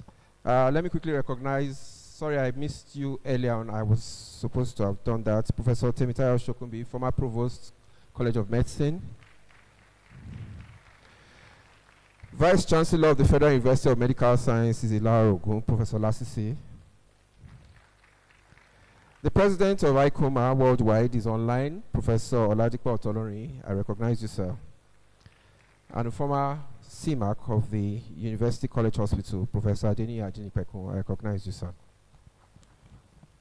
We quickly go online now to take the Goodwill message from our special guest, Barrister Boss Mustafa, former Secretary of the Federal Ministry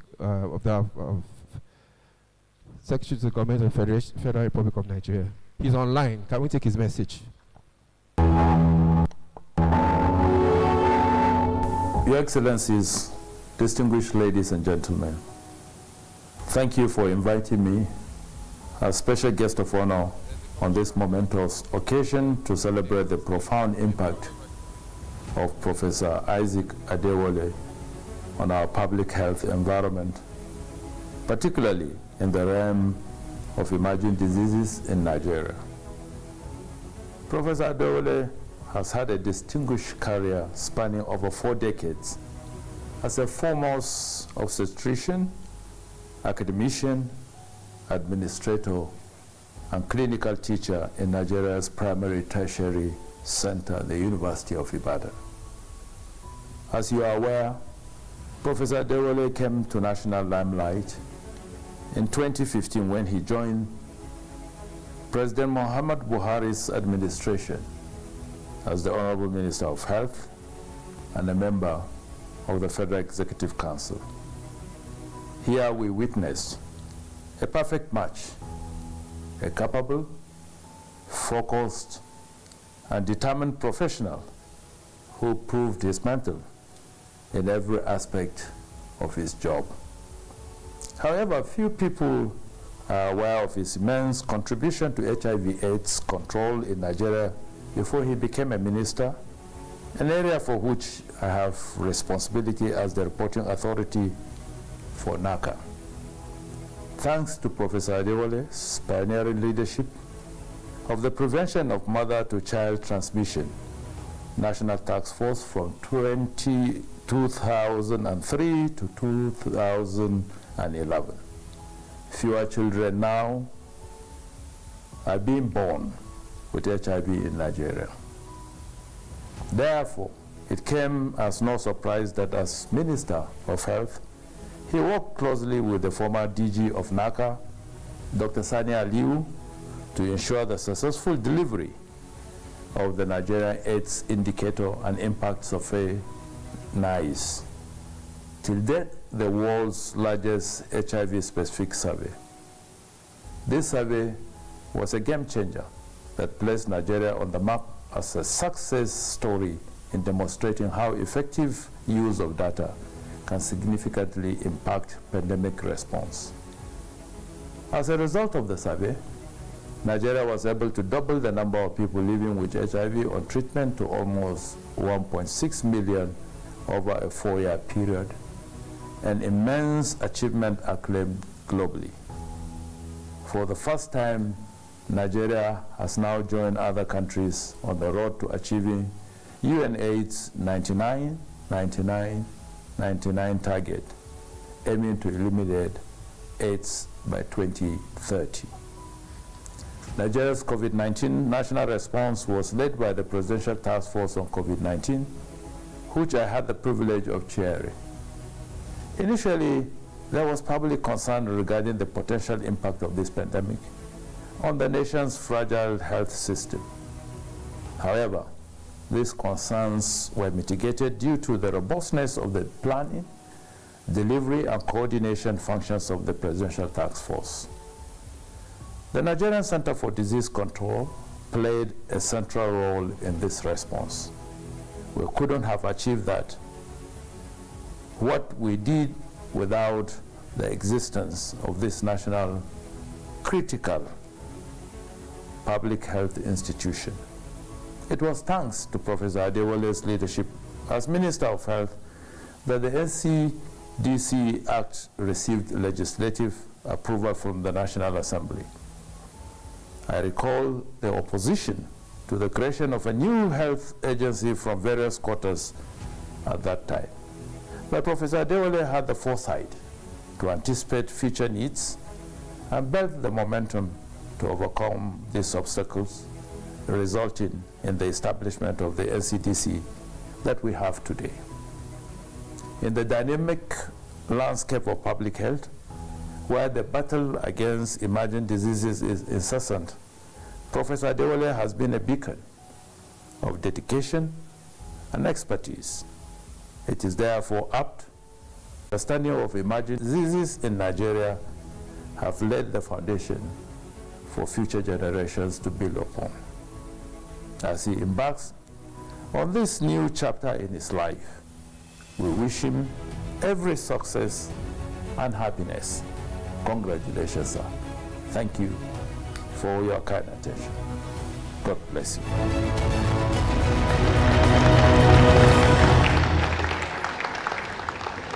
Thank you very much, sir. Online.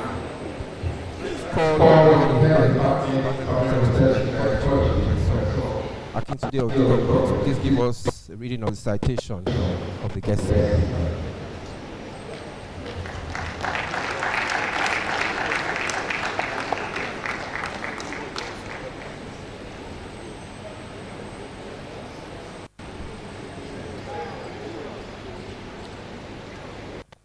Thank you, Professor Imako. May I ask Debbie to kindly stand up, please? Debbie. No, just to stand up.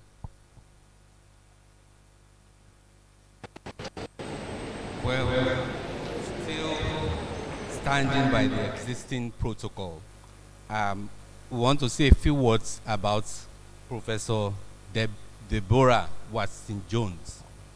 Professor Deborah Watson-Jones, MD, DTMH, MRCP, PhD, is a professor of clinical epidemiology and international health in the clinical research department of the London School of Hygiene and Tropical Medicine. She has African roots, as she was born in Kenya and moved to Nigeria in 1968 during the Nigerian Civil War with her parents, and lived in many cities in the country for more than 15 years, including Lagos, Kaduna, Warri, and Port Harcourt. She had some of her earlier education in Nigeria and then went to school in Wales during the 1970s cholera outbreak, but returned every holiday. She retained many fond memories of her earlier life in Nigeria with the cultural and language diversities. She studied zoology and then medicine at Oxford University, United Kingdom. She obtained a membership of the Royal College of Physicians, MRCP, and then went into HIV and genitourinary medicine. After obtaining the diploma in tropical medicine and DTM and H, she did a master's degree earning distinction in communicable disease epidemiology at the London School of Hygiene and Tropical Medicine. Her research career started with studies on hydatid disease caused by Echinococcus granulosus and multilocularis in Kenya and Mongolia. She then obtained a fellowship funded by the Wellcome Trust to study maternal syphilis in Tanzania, for which she obtained a doctoral degree of philosophy, PhD, at the London School of Hygiene and Tropical Medicine. In this work, she showed that untreated maternal syphilis was responsible for half of the stillbirths in Rwanda, and this could be prevented with a single dose of benzathine penicillin before the third trimester. This is one of the most cost-effective health interventions described at $10 per day. A round of applause for her. With further Wellcome Trust funding, she conducted the first trial to determine whether the suppression of herpes simplex virus type 2 could reduce the incidence of HIV. After, she also worked on the evaluation of adolescent sexual health intervention and studies on intravaginal practices in Tanzania, while starting her research on human papillomavirus, HPV epidemiology, and vaccination. Some of our work provided great insights into the high incidence of HPV in sub-Saharan Africa before sexual debut and during sexual activity in different populations. She led the first African randomized trial to evaluate a single dose of HPV vaccination in 9 to 14-year-old girls, popularly known as the Doris trial. This trial contributed key evidence for the WHO recommendation for single-dose HPV vaccination in ladies 9 to 20 years of age globally. Another critical area of our research output, which she will present to this August gathering, is on Ebola vaccine in Sierra Leone and the Democratic Republic of Congo DRC, funded through European Commission EBOVAC consortium. She is also a co-lead for the Bill and Gates Global HPV Body Study, which is measuring HPV prevalence and incidence in 8 countries in Southeast Asia and Africa, and an investigator on projects investigating the health system and resilience to extreme weather events in Africa. Professor Watson Jones has supervised many students.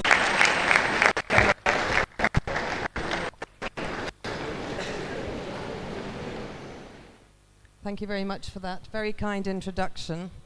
And I'm going to take you through, at the request of the organizers, the lessons that we have learnt from the Ebola vaccination and HPV vaccine trials, many of which were obviously done in the continent. I want to also thank the organizers and the Honourable Minister and Professor Adewole for their support in inviting me to this meeting. I'm very honoured to be here. These are my disclosures. Professor Adewole was an inspiration in many ways to me. We served together on the Gavi Independent Review Committee, and I will always remember his support to the committee and his sense of humour as we waded through very long proposals for country vaccination programs. I enjoyed working with him with the support that we gave to Professor Imran Mahassan Ballo for his excellent work on HPV epidemiology, which confirmed the very high prevalence of HPV here in Ibadan, with multiple publications and more to come. So we're all familiar with the great burden that emerging infections have in sub-Saharan Africa. It bears the greatest disease burden for these infections for anywhere in the world.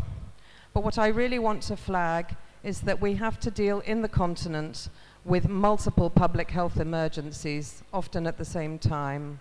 We've had 1,200 in a 10-year period up until 2022 that impact our health services and affect our vulnerable populations and threaten the economy.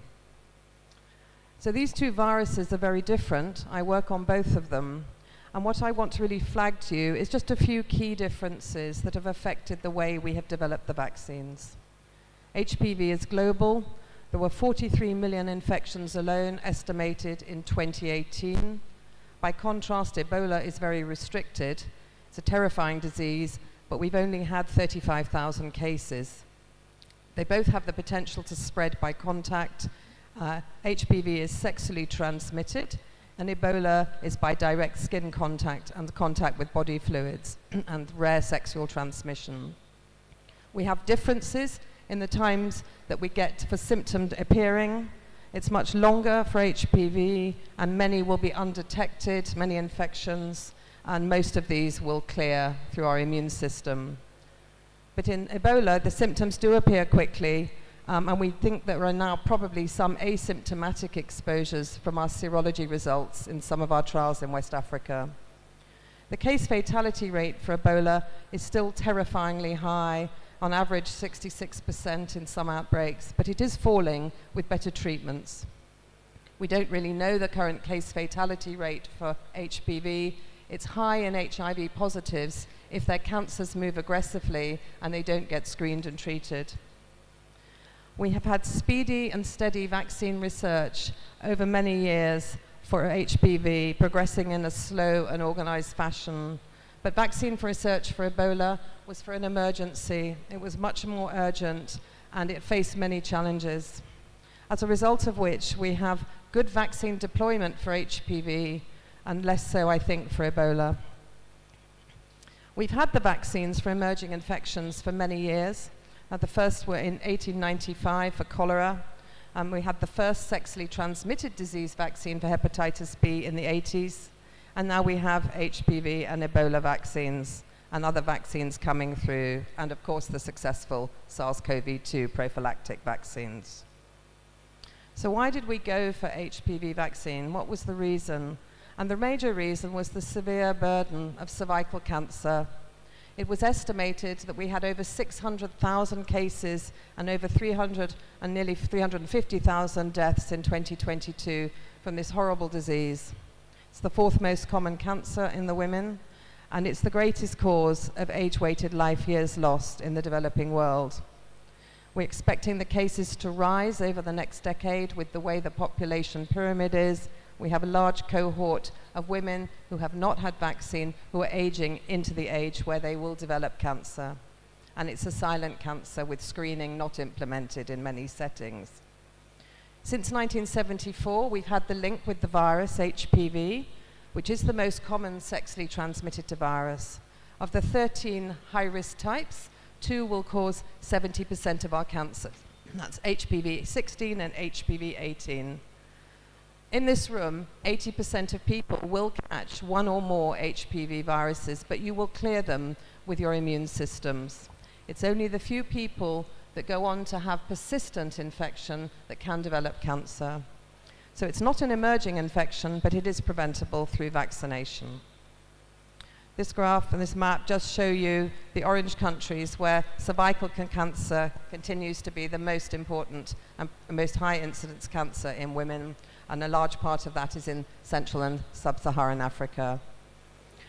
Incidence and mortality is 3 times greater in the continent than it is in other parts of the world for this disease. For Ebola, if we can go back to one side, please. Ebola is caused by 4 viruses, the most common of which is Ebola Zaire, but we also have recent outbreaks of Sudan. We've had 14 of the known 35 outbreaks in the Democratic Republic of Congo, and these have caused all the outbreaks, about 15,000 deaths. But we do predict that Ebola is likely to become more frequent as we have environmental changes that take us into areas where we may meet infected animals. Next slide, please. Thank you. So here is the life cycle of Ebola in terms of its transmission. It's a spillover event. It's not endemic in the human population.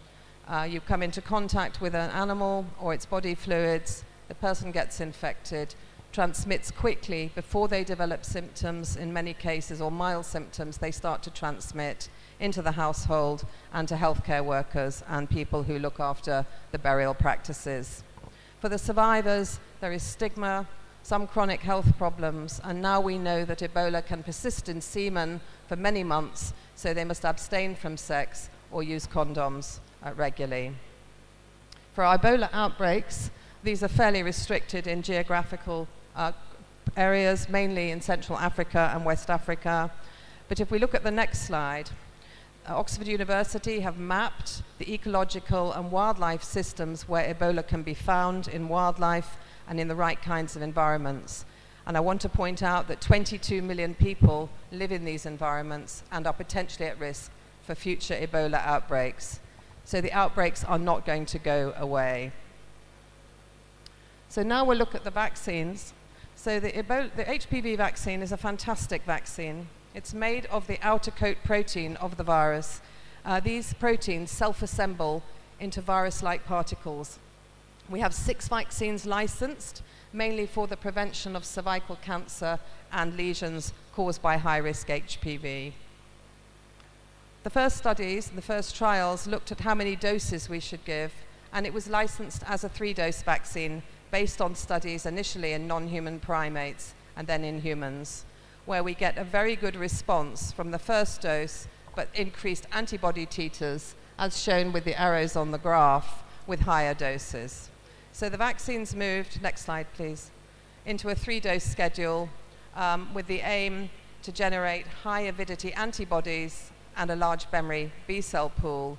I should mention we have no known correlate of protection for this vaccine, but it is known that protection is generated primarily by antibodies. So the efficacy studies that we had at the beginning used 3-dose schedules. Next slide, please.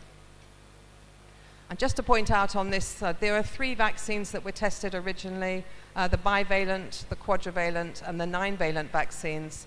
And they all had very high efficacy for the prevention of persistent HPV infection with HPV 16 and 18.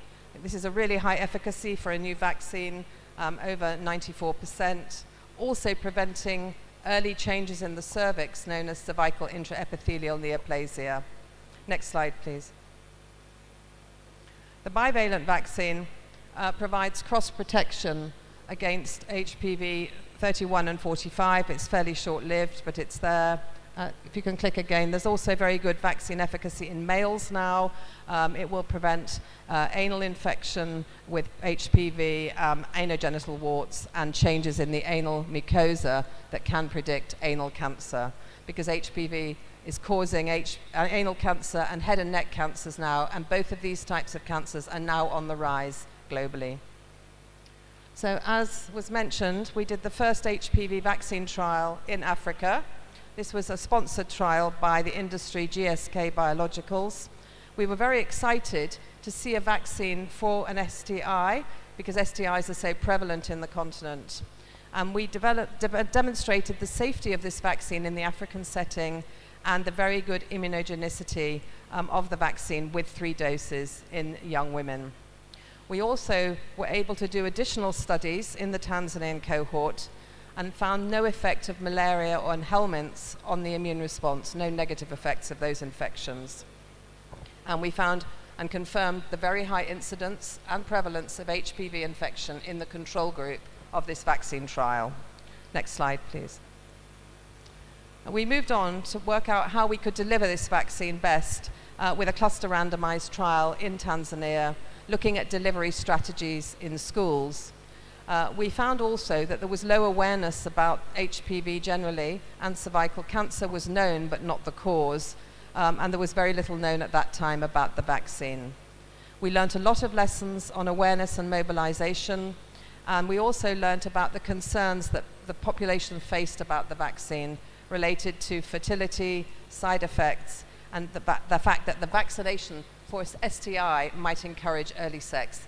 Nevertheless, the acceptability of this vaccine was very high, and over 90% of girls and their parents accepted to have this vaccine for the first time at a population level in Africa. Next slide, please.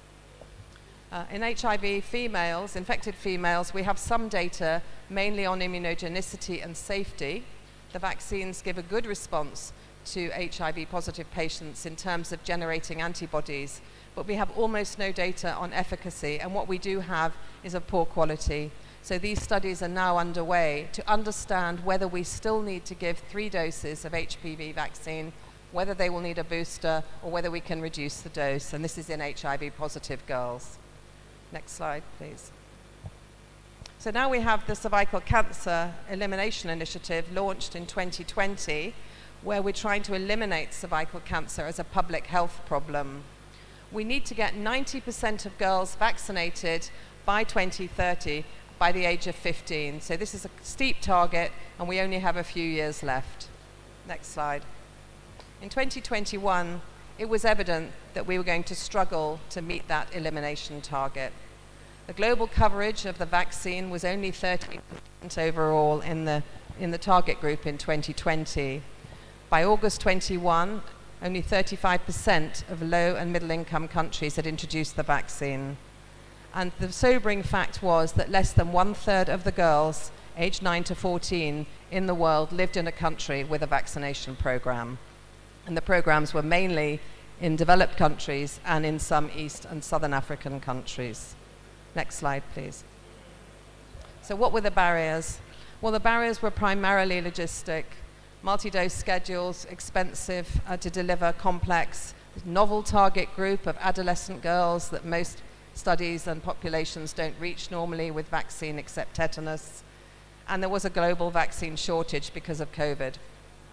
So the real question here was a single dose be enough to prevent HPV infection? And it would have huge advantages, not least it would be cheaper and it would be easier to deliver. And it would release vaccine that we could give to many more girls of a wider age group called a multi-age cohort. But we needed evidence. There is good biological plausibility that a single dose could work, because as it turns out with this vaccine, the inventor Doug Lowy and John Schiller reviewed the properties of the VLPs, and they discovered that they are an ideal size for stimulating long-lived antigen-producing antibody plasma cells. And the result of this is that the vaccine generates such good antibodies that they're stable and durable for over 10 years. And it's behaving like a live vaccine. And so going down to 1 dose may well have been protective. So studies were set up to look at this. Now, this was well coordinated through the Bill and Melinda Gates Foundation. They convened a consortium of vaccine researchers for HPV, where we could compare designs and make sure our trials complemented each other. This is a fairly unique setup, and it's worked very well. Next slide, please.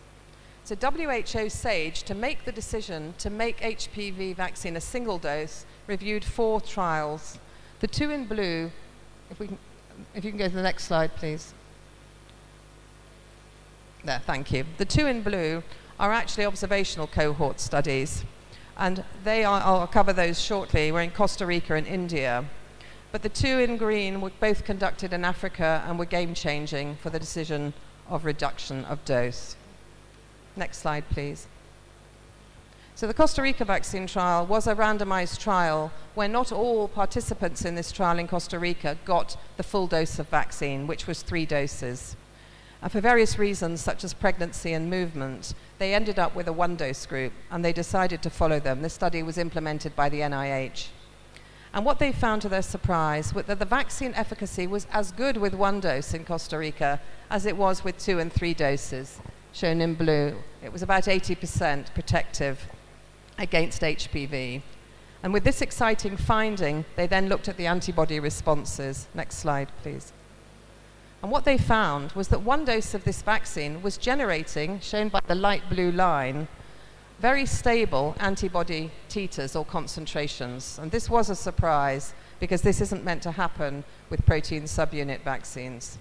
And this vaccine was making such good responses that they were tenfold higher than you would see with natural infection. They were lower than 2 and 3 doses, but those concentrations were still falling at 11 years after vaccination. So this led the impetus to really look at single dose again. Next slide, please. In India, there was another trial looking at 2 and 3 doses of vaccine. And this trial was suspended as part of the Indian government's suspension of all HPV vaccine research. Nothing to do with the conduct of this trial, but they also ended up with 5,000 girls who'd only received 1 dose. And they followed them, and this was for the Gardasil vaccine, and they found again very high efficacy of over 90% for single dose that was not different for 2 and 3 dose protection. Next slide, please. And they also saw that plateau, which you can see in the blue line, of the immune response peaking after vaccination and staying stable with a single dose. So this was now confirmed by 2 observational studies. Next slide. And now we come to the pivotal African studies. The first was in Kenya. It was a randomized controlled trial with a control vaccine, meningococcus. So young women in Kenya who were sexually active were randomized to have 1 dose of 1 HPV vaccine, Cervarix, the bivalent vaccine, 1 dose of the 9-valent vaccine, Gardasil 9, or they got a meningococcal vaccine. And at month 36, there was a crossover. So everybody gets the HPV vaccine, but the meningococcal group got it later. Next slide, please. And what they found here, they looked at month 18 to see whether a single dose of vaccine protected these girls from HPV 16 and 18. And the efficacy was very high. It was very protective against the meningococcal vaccine. There was efficacy of nearly 98% for both vaccines. So a single dose, highly protective, first randomized trial to look at this, and it was done in Kenya. Next slide, please. For the 9-valent vaccine, which protects against even more types of HPV, the efficacy was about 89% at month 18. Next slide. Okay. But at month 36, efficacy continued to climb as more infections were accrued in the meningococcal group. And it was 97% effective to 98.8% effective for HPV 16 and 18, and nearly 96% effective for the 9-valent vaccine for the other genotypes. So a very, very good vaccine and very good protection. The complementary trial, which is the one I'm involved in, was looking at the target age group for vaccination. That's young girls aged 9 to 14. And here we're looking at immunogenicity and safety of these young girls, offered 1, 2, or 3 doses of vaccine. And we're looking at Cervarix again and Gardasil 9, so a 6-armed trial. The study's been following the girls. It will follow them for 9 years, and I'll just show you some data from 24 months and then from 5 years. Next slide, please. If you could just click one more time. Thank you. These are the avidity indexes. This just shows you the quality of the antibodies that are being produced by a single dose of vaccine. It is the strength of the binding of the antibody to its target, the antigen. And what we want to see here is that the black lines on the slide, the median avidity titers, are the same for each dose. They're always higher for HPV 18 in red and a bit lower for HPV 18 in blue, sorry. They're higher for HPV 16 in red.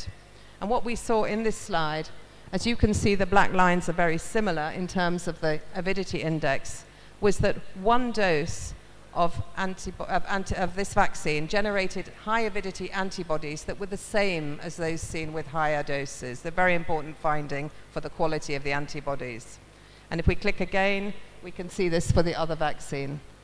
The antibody avidity median is the same for each dose for both vaccines. Next slide, please. So this just shows you the generation of the antibody responses over time. We're looking for that plateau that they saw in Costa Rica and India, and indeed in Tanzania, young girls vaccinated between 9 years and 14 have very stable antibodies going out with a single dose now to 5 years post-vaccination. They're lower than the 2-dose but they're still stable, whereas 2 doses continuing to fall. Next slide, please. So then we moved into something called immunobridging, and this is where we take the immune responses from the young girls in Doris, and we check if they're the same as the immune responses in those other 3 studies, the Kenya study, the India study, and the Costa Rica study, and we see if they're the same as those immune responses where those studies showed protection with single dose. And that's called immunobridging, and we did this by testing the samples in the same laboratory in the United States. Next slide, please. And if you can just do 1 click. Now again, we're looking here at the median antibody concentrations, how much antibody on average the girls have in the different studies. And Doris is shown on the left in this box, and then Kenshi, the Kenya study, on the right. For HPV-16, it's in red, and you can see that the lines are the same. So there was no difference in the Doris antibody, young girls, compared to those in the older girls. And the same for Gardasil 9. So 1 dose in young girls in Africa gives antibody concentrations that are the same as 1 dose in older cohorts, where we showed that the vaccine was protective with just a single dose. Next slide, please. So we have very good evidence that 1 dose can protect. We know the antibodies are stable over time, even in the younger girls, and we're talking now going out to 10 or 11 years. And that the girls in Africa, in younger girls, have non-inferior antibodies to those cohorts where we showed efficacy. Next slide, please. Now, these results were presented to WHO, and they drove, the 4 studies drove the decision for WHO to allow a single dose recommendation for 9 to 20-year-old girls. And HIV positive girls, we have no data, so they will stay at 3 doses. So in terms of this, what has actually happened now is that vaccine introductions are accelerating. So I want to congratulate Nigeria. Nigeria led the way with introducing with first dose. It's the first country in the world to do so, and it did it with a fantastic coverage. So congratulations to all my colleagues here in the Ministry of Health, because it was a game changer, and other countries watched with fascination to see what would happen. It was a very good presentation at the latest cervical cancer meeting, and I think that many countries, including India, are now considering moving with a single dose introduction. Other countries are not yet in, they've changed from 2 dose to single dose so they can widen the number of girls they're going to vaccinate, and hopefully we will start to see a real impact towards reaching the cervical cancer elimination goal. So congratulations to Nigeria.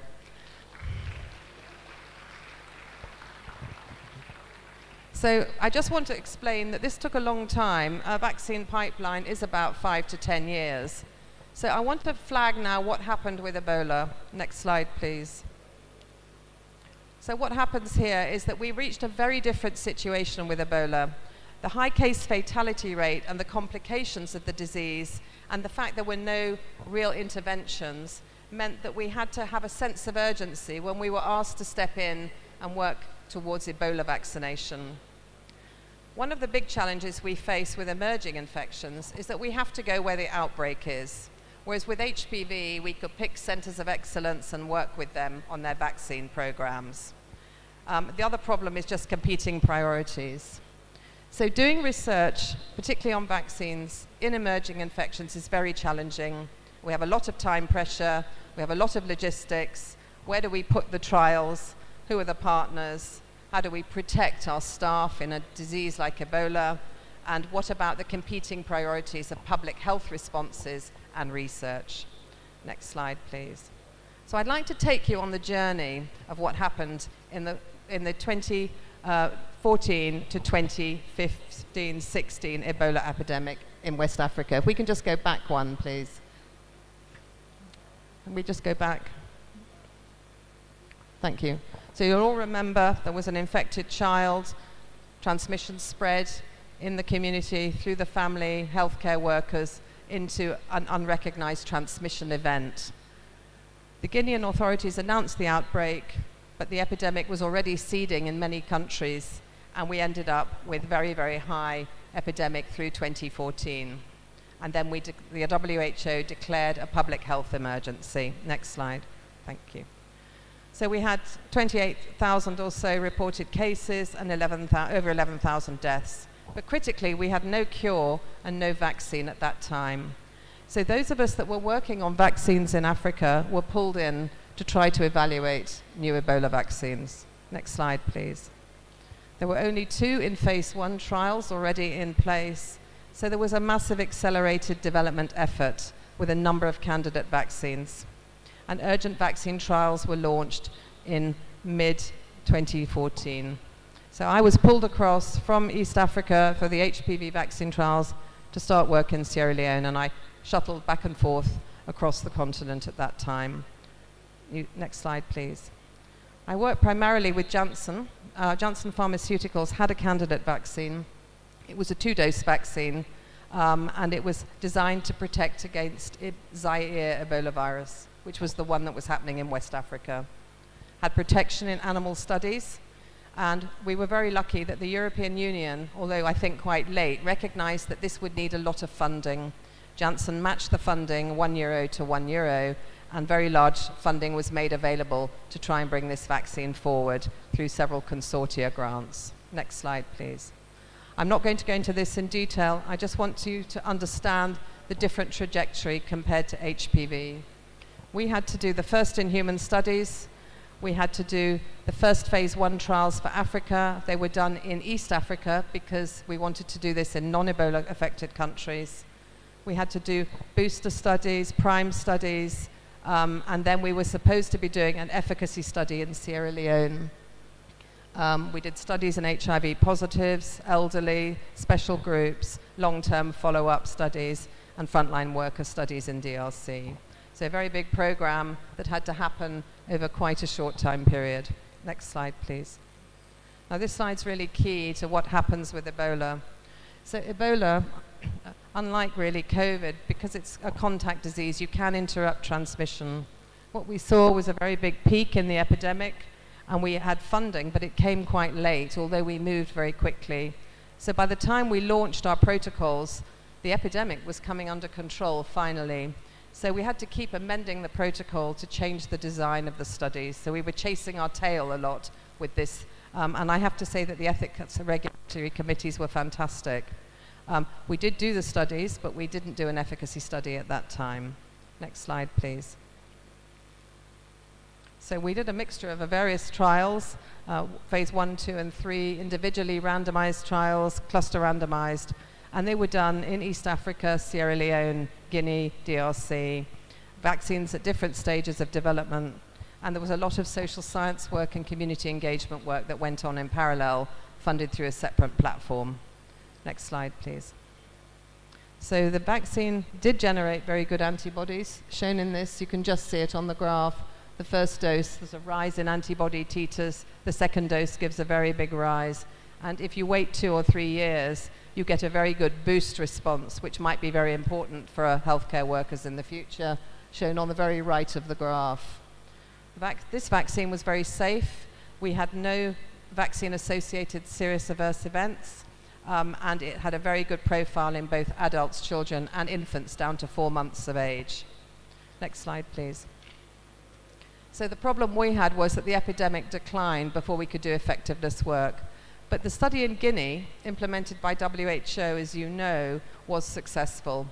They had a live vaccine from Merck, single dose, and they were able to implement this in a different way of doing vaccination with a ring vaccination that was used. If you can go back 1 slide, please. It was used as a cluster randomized trial where they vaccinated the contacts of an Ebola case and that person's contacts. So they did a lot of social mapping. And they found that this vaccine, when offered immediately compared to delayed vaccination, had high efficacy, and the trial was stopped very quickly after 3 months. Next slide, please. So both vaccines have received approval and qualification. The RVSV vaccine had 100% efficacy in Guinea. So it was a very, very good effort by that team. And that vaccine has received various approvals from EU and WHO, as has the Janssen vaccine, for which they used immunobridging. They bridged the immune responses in people to the levels of antibody that would be protective in non-human primates, and it also received licensure. So what we really need, I think, now, though, is a multivalent vaccine to protect against more than Ebola Zaire, because the latest outbreak was Ebola Sudan. And so that is now starting in early phase trials in some countries. Next slide, please. Just to flag some of the other challenges we faced, we tried again to do vaccine effectiveness in the DRC 2018-2020 outbreak in a war-affected area. This is a high area of conflict, as you know. And again, the epidemic declined very quickly, partly because of COVID, actually, and the restrictions. And so we were unable to measure effectiveness again. But we did get safety data in pregnant women, and the vaccine did not have any serious adverse events related to it given to that group. So that is also moving into the licensure package. We also had to battle with the eruption of the Nyaragongo volcano, leading to the evacuation of the team and to a data center fire in Strasbourg. Next slide, please. So what are my real take-homes for this? First of all, you can't always choose where you work. In Sierra Leone, we were ending up in an area of the country that was not ideal for doing a vaccine trial development set of studies, because that was where there was no other study. So we ended up here, if you can click the slide, here in Cambia, there, that's bordering with Guinea, was the area that was projected to have the last cases of Ebola in the country before the Ebola outbreak stopped, and that modeling was correct, but we still didn't have enough cases to measure effectiveness. Next slide, please. So with emerging infections, you can end up being in a site that's very difficult to do vaccine trials. There was no national grid in this part of Sierra Leone. There's still no national grid for power. There's no piped water, and there was very limited infrastructure. And our funder was fantastic, gave us enough money to be able to construct and build and deal with all the logistics that we had to cope with for this study. Next slide, please. The next issue with emerging infections is healthcare workers. There just were very few left in the country. They were all working on the Ebola response, and we were allowed to bring in expertise from outside the country. And many of those people who came to support us came from Nigeria. So we owe a lot to the Nigerian scientific community for releasing their teams to come and work with us. Thank you very much.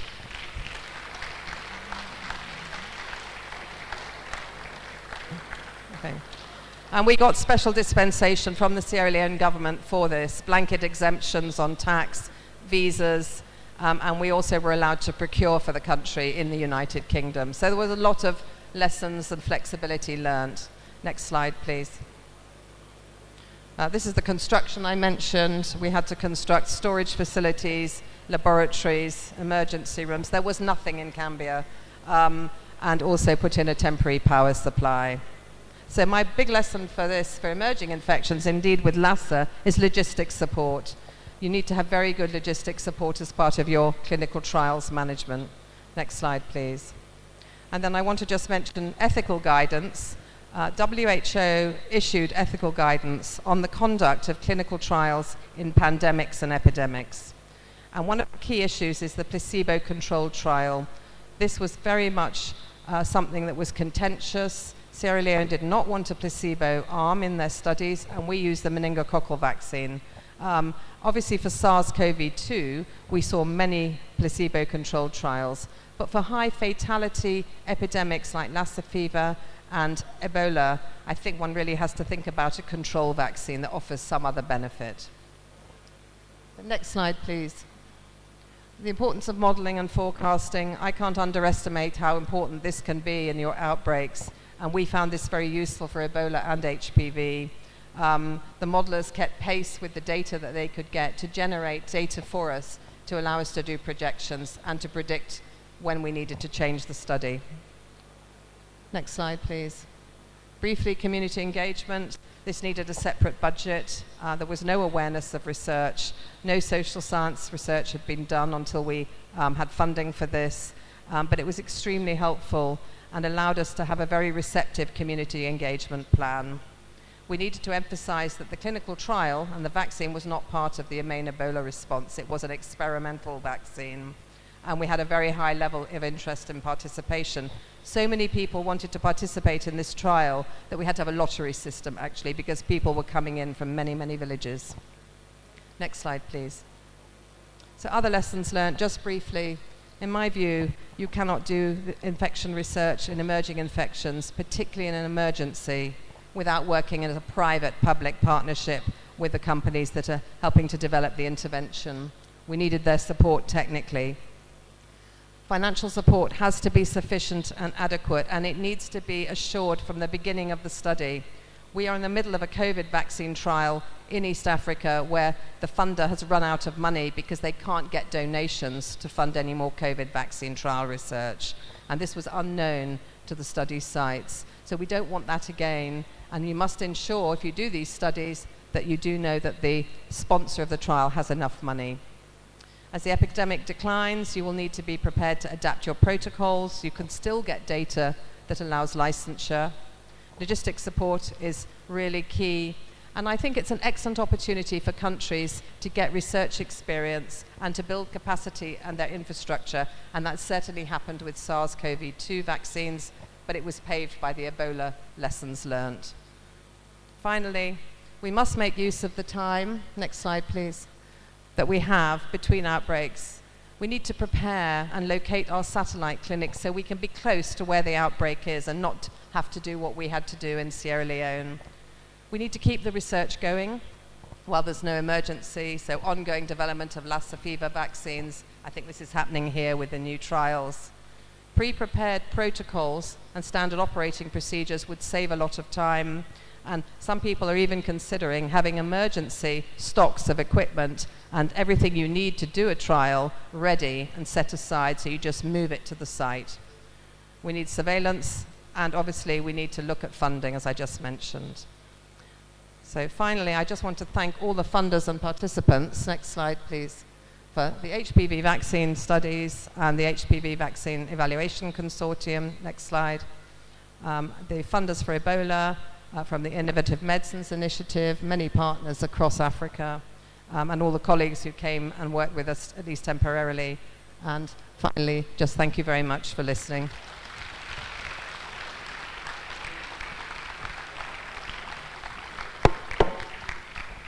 Thank you very much for a wonderful presentation. It's not loud enough. Please, let's give her a solid round of applause.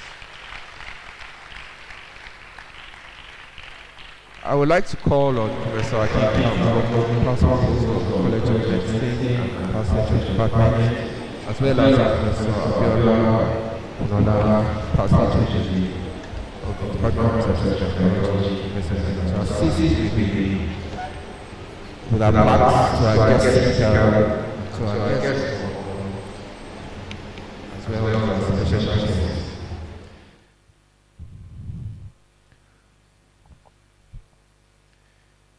So the first one is to our guest speaker, Professor Deborah Watson-Jones, PhD, who is our guest speaker today. I'll give Professor Mibodun to please hand this over to her.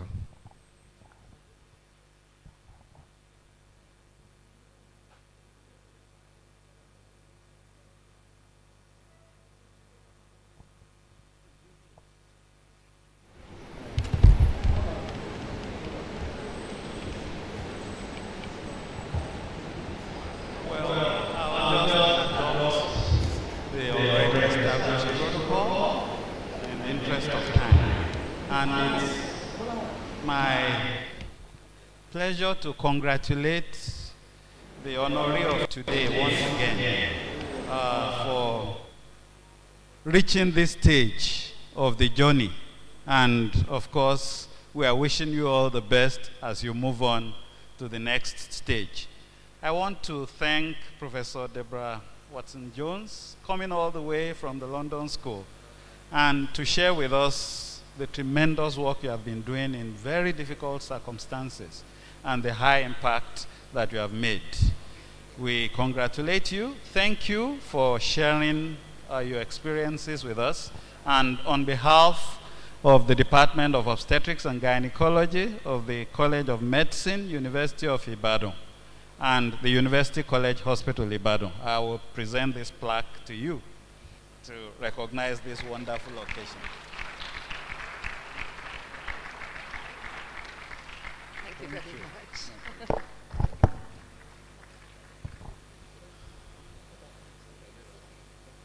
And next, I've been given the duty of presenting another plaque on behalf of the department.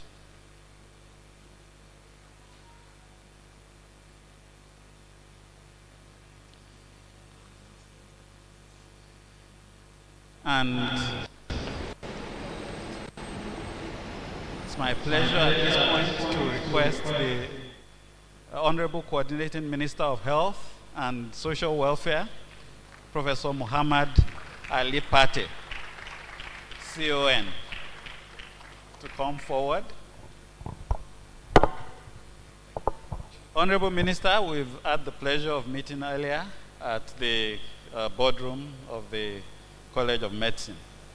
And it's my delight once again to say welcome to our great institution, to honor somebody who is great and who has achieved greatness. We thank you for taking the trouble to come, bringing Abuja to Ibadan, as my Vice Chancellor said earlier today.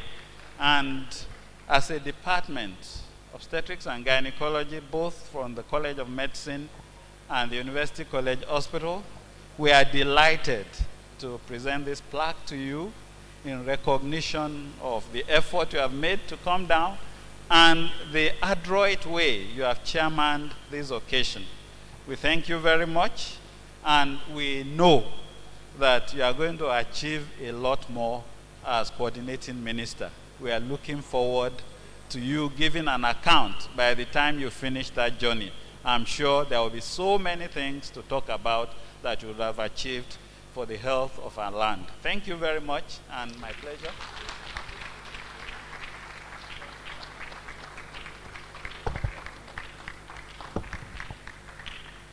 Professor Kunola.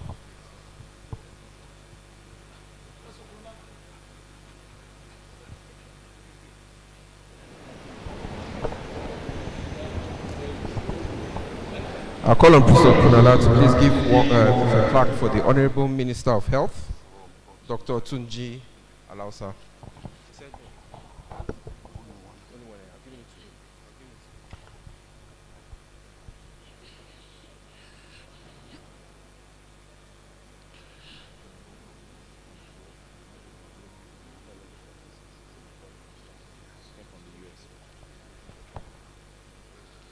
Hello, sir. On behalf of the Department of Obstetrics and Gynaecology, College of Medicine, University of Ibadan, sir, we're glad to present this to you. We're really happy to have you around. Dr. Alausa has come all the way from the United States of America, and he is today the Minister of State for Health. Wow, so nice to have met him. Sir, we're very impressed. We're happy that you are here with us. Thank you very much.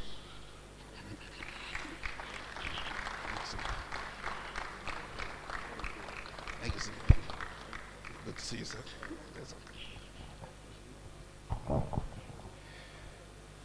Sorry.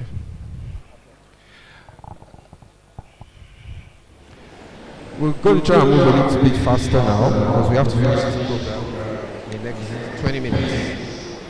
I'll call on the Professor Folorunso Adewole and his wife to please come downstairs for us to cut the cake. Dr. Mr. Adewole, please join him. And to coordinate the cutting of the cake is past Deputy Vice Chancellor of University of Ibadan, Professor Gomisola Oke.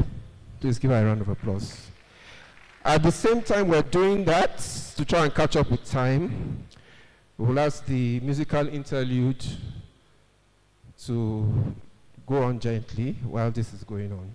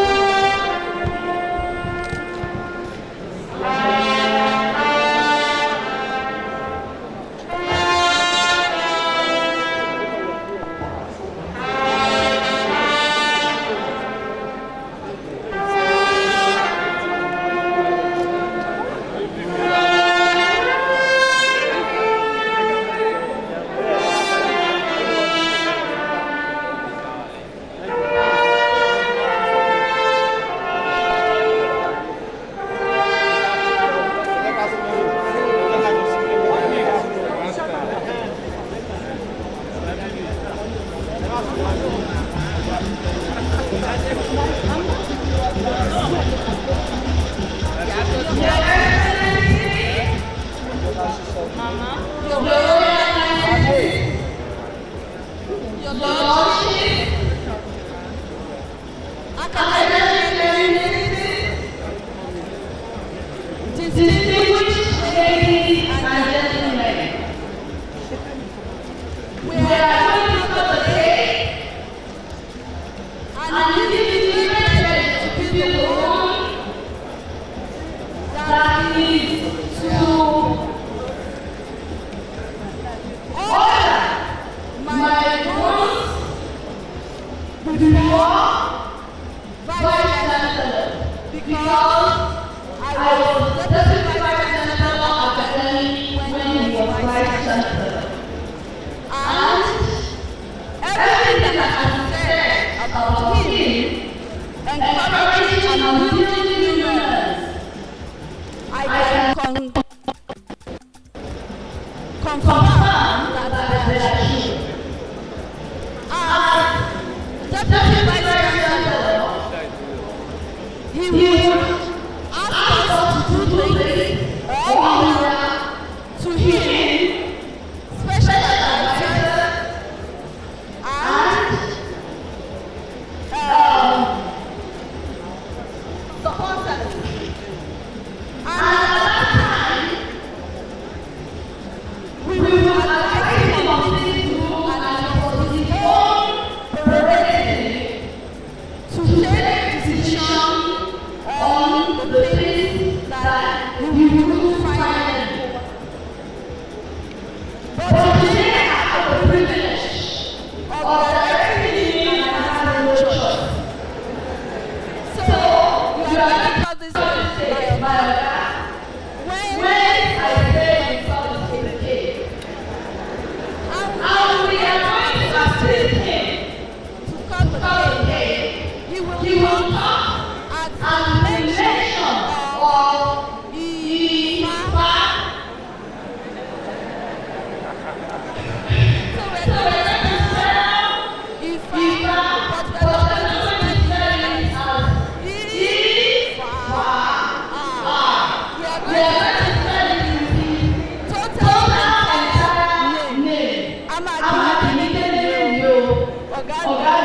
So with that,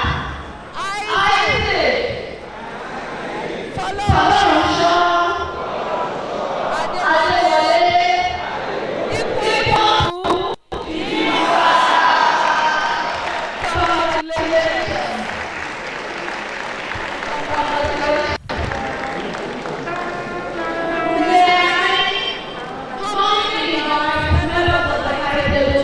please join in the cutting of the cake.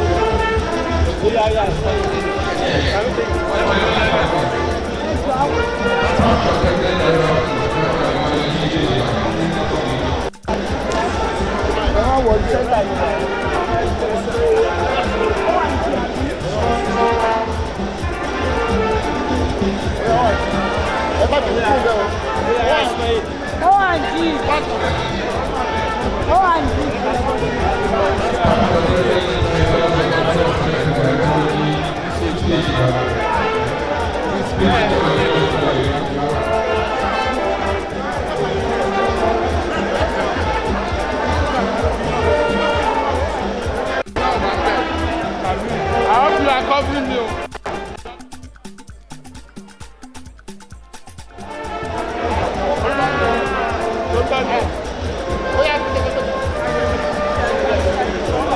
Are you sure?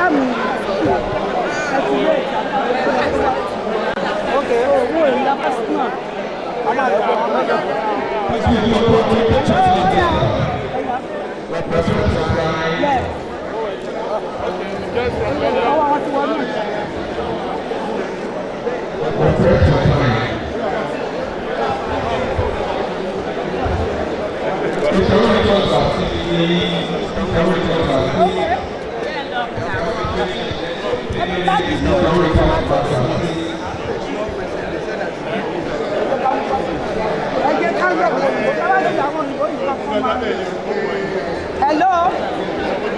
Prof,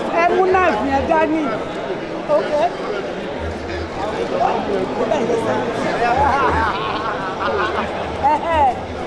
Okay, thank you.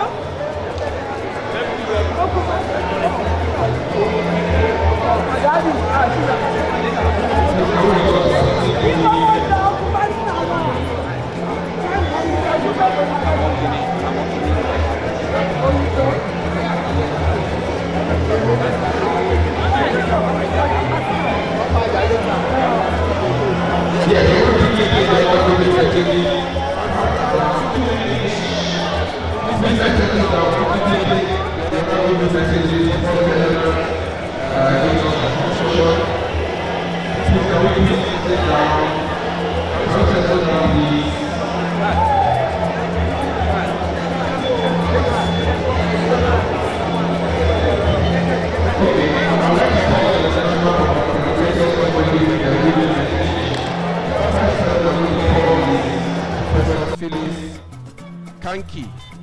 can we have your Goodwill message of the Harvard School of Public Health? 1 minute. Can you please come on stage? Okay.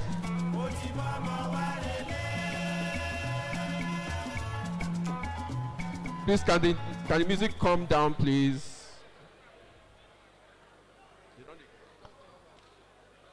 Please, can we sit down, please? Can we stop distributing the lunch now for a minute? Please, let's do that. Let's stop the distribution for now.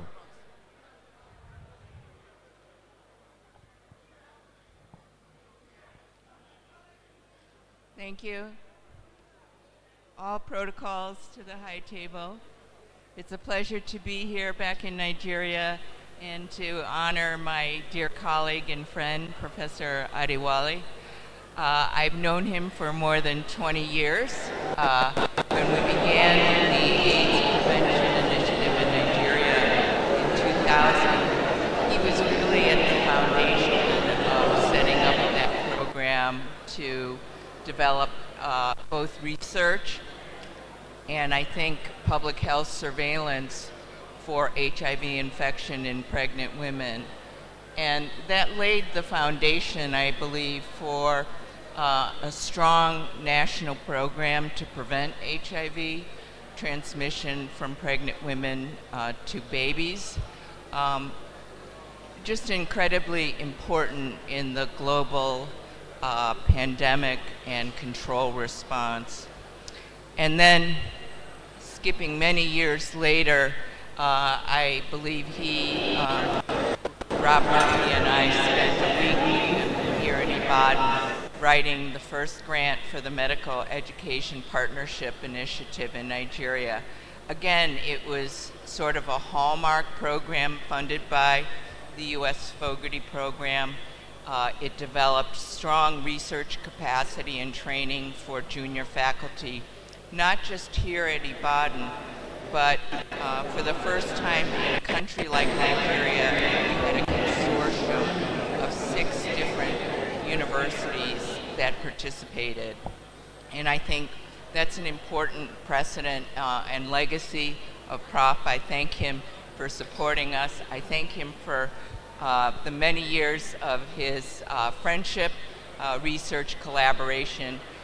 He's a dear friend, but also has been something of a mentor for me, and I am honored to call him that friend, and the university has been particularly fortunate to have an individual like him. I congratulate him, and I wish him the best. Thank you.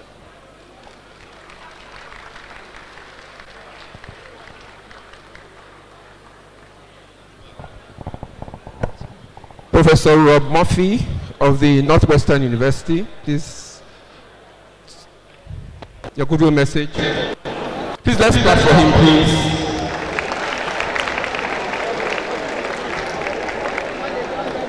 And then after that, Professor Lifan, please, you come after. Ladies and gentlemen, thank you. Thank you for your attention. I'm Dr. Rob Murphy. I'm a professor at Northwestern University and the director of the Havey Institute for Global Health. I want to congratulate our honoree, Professor Adewole, who I've known over 20 years. The two of us have worked very closely along with Phyllis Kanke and Li Feng Ho. We started with the PEPFAR program. I was the Nigeria country director, Phyllis was the leader, and Isaac was the site PI here in Ibadan, where we launched an incredibly successful program treating hundreds of thousands of Nigerians with HIV. Almost eliminating mother-to-child transmission of HIV, and here in Ibadan was all led by Isaac Adewole. That infrastructure was great, but the next big thing that happened was the Medical Education Partnership Initiative, MEPI. There's a couple things I want to add to that. You were the co-PI of that grant. It was the largest NIH US government grant given directly to an African university.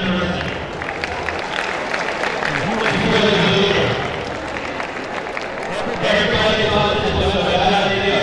They were nervous. It was highly successful. Training the next generation of young students and residents and medical professionals here at the University of Ibadan. An incredible feat. It was successful, it was big, and we asked, what programs do you want? Isaac said, do a program on biomedical engineering and health. We did a 3-day program. That led to a grant that developed the Department of Biomedical Engineering here at the University of Ibadan. That led to an even bigger grant called the Center for Innovation and Global Health Technologies, which the University of Ibadan and the College of Medicine are part of. These are phenomenal achievements to see how the leadership at this early level has just led to all these important and highly productive programs. And of course, all this has led to multiple other training grants. It has led to our first RO1 together. RO1 is an NIH designation for the prime research grant on oral HPV infection and cancer. So you like that part? And that's a grant that's ongoing. And there's going to be many more. So on behalf of Northwestern, your colleagues, your friends, you have many friends in Chicago, I wish you a happy birthday and a happy good luck from here on out. Thank you very much. Professor Lifaghu, please.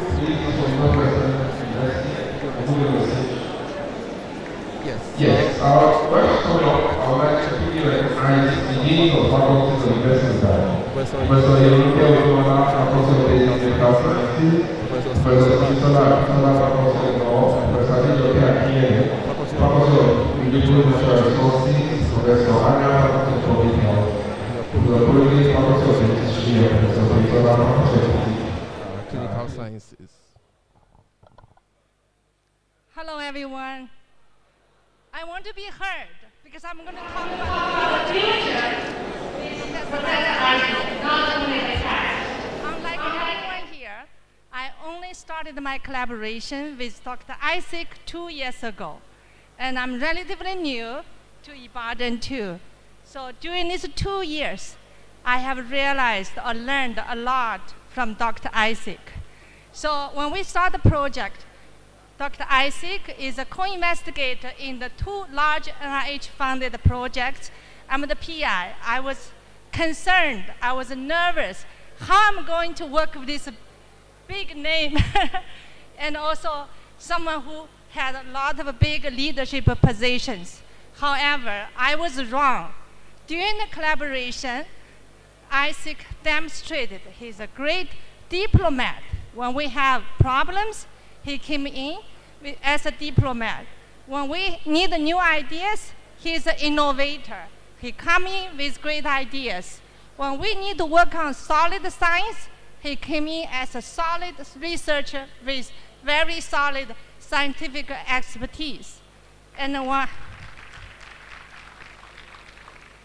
he even mentored me in many ways, to mentor me how to lead, to mentor me how to work with the team in many ways. Dr. Isaac is my mentor. Sorry, I still call him Dr. Isaac because when I was introduced to Dr. Isaac, I could not pronounce his last name. So I started calling him Isaac. So now that's how I call him. Sorry for that. So I'm going to talk about the little future, Dr. Isaac. On behalf of our team, we demand you are not retiring from our projects. We need your brain, we need your experience, we need your leadership, we need your support. And also, you and I, we share the same dream, same ambition, that is, contribute as much as we can to eliminate cancers that are caused by HPV. Together with Dr. Deborah, we have been building a mobile clinic to put HPV-associated cancer under control. So we have a lot of dreams. We have set up a large HPV screening program here. We have our dream to build a consortium. So a lot have been planned. I want you to work still with us. Thank you very much.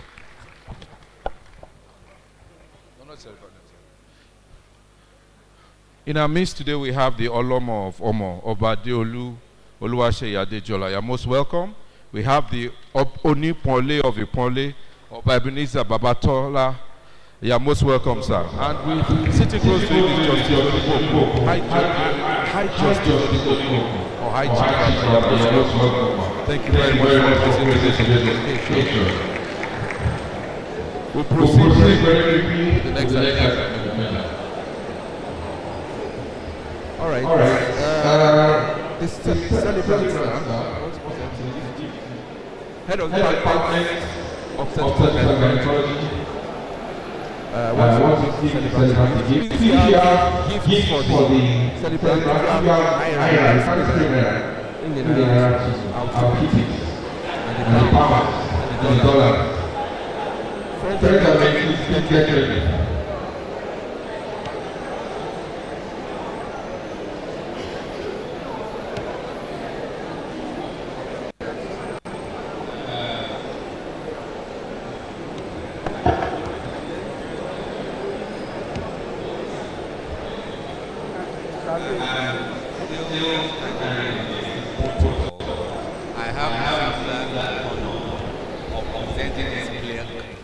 Professor I.F. Adewole. I'm here representing groups of people. First, the past members of the department. Next, my colleagues, consultants. Then the nurses in the department, laboratory staff, administrative staff, and even the pharmacists posted to our department. So I am representing them because of the shortage of time. And we present this to you, sir. We know you are retiring, but you are not tired, and you still continue to do what you know best to do, attracting goodwill in every sphere of life to the department. We know we will still be in contact with you for anything. Half of you will still be in the department for some time to come. So we are giving you this just as a token in recognition of this today. Thank you. God bless.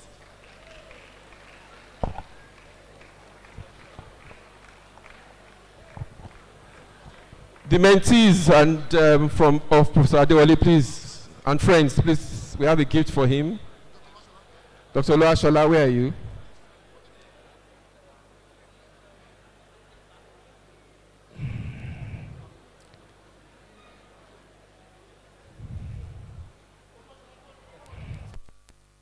Please, friends and mentees of Professor Adewole, please, can you come on stage, please, quickly? Where are you? Where are all of us? Those people that contributed to this project, where are you?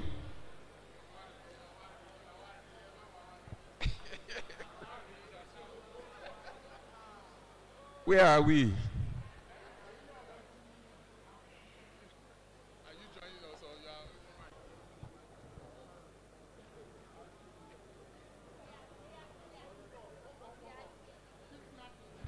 Keep snapping, keep rolling.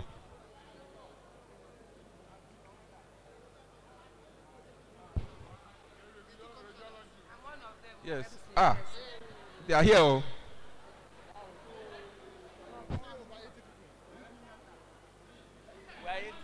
We are supposed to be 84 in this project. We'll be 100 and something. Where are we? We are many. We are plenty. We are plenty. Plenty. Are you the this camera? We are plenty on this matter. This stage, this is something you should do. If you are here, you did drop shishi, we will screen you. Don't get crashed.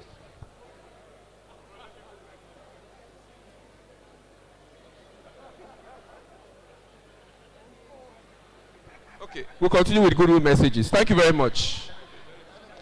The NMA President, Dr. Uche Ojima, is represented here by the former past chairman of Oyo State NMA, Dr. Akin Shodipo. Please, your Goodwill message. Mentees, you don't do.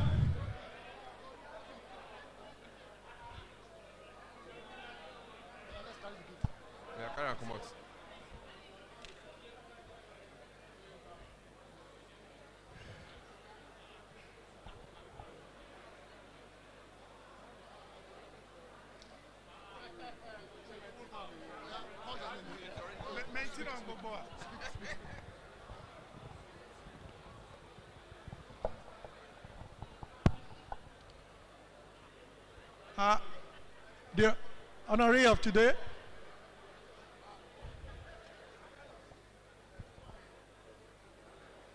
distinguished chairman of the occasion, all protocols duly observed. I represent the NMA president, Dr. Roland Uche Ojima, and I deliver this goodwill message on behalf of NMA. It reads, Professor Adewole, greetings from Nigerian Medical Association. It is with mixed feelings that I write this tribute to a man of mercurial qualities. How I wish that there is no retirement. But Professor Adewole, there is retirement. So we wish you a happy retirement. The Nigerian Medical Association cannot but eulogize Professor Adewole for his invaluable contribution to the upliftment of medical profession, both in Nigeria, West Africa, Africa, and the world at large. As a past Secretary General of our association, who went ahead to become the Vice Chancellor of the prestigious University of Ibadan, and also Honorable Minister of Health of the Federal Republic of Nigeria. In fact, with this feat, he had made medical practice and administration became perfect in one person. Professor Adewole, we are proud of you, and we have benefited immensely from your wealth of political, administrative experiences, as we regularly advise Dr. Uche Roland Ojima as NMA President. Professor Adewole, I want to let you know that some of us, when you call us by our nickname or first name, we know we are at peace. By the time you call us with the official title, Dr. Shodipo, then you know there is fire on the mountain. So we know all those tricks, and we stay there. And I need to let you know, Professor Adewole was my senior registrar when I was a house officer in '84, and was one of the senior registrars that actually made house officers to stop running after results of investigations. He made it realize that it's the job of the technologists to get the results into the case note. Even when we're having consultants ward run, he covers us and talks to the technologists to bring them. So we are very thankful and happy for that. He's my mentor. We've gone through the trenches from 1984 till today. I doff my cap for you, sir. I respect you for what you have done for us, and we pray that as you retire in good health, do not forget your beloved enemy. Professor Adewole, you came, you saw, and you conquered the medical, academic, and administrative worlds. You are a rare gem, and we pray that the Lord will continuously be with you. We say to you, Aluta continua, a courageous comrade. Thank you very much. Thank you very much, sir. Can we have the representative of the West African College of Surgeons, the National Postgraduate Medical College of Nigeria, and Medican? Please, three of you, can you please come on stage? I'll take you one by one. That'll be the last one. Professor Laemi is representing the National Postgraduate Medical College of Nigeria, and I think the president, the chairman of the Medical and Dental Council of Consultants Association of Nigeria, UCH branch, is here. Please, can you please come? 2 minutes each, please. Professor Laemi.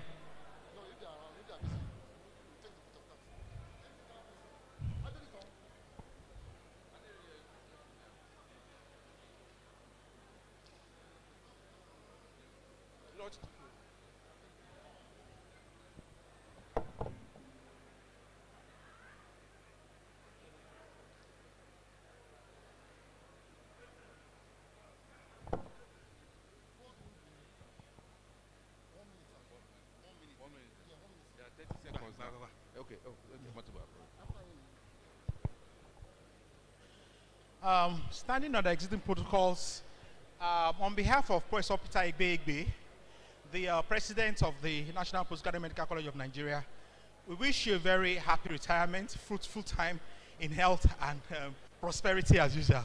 Thank you, sir.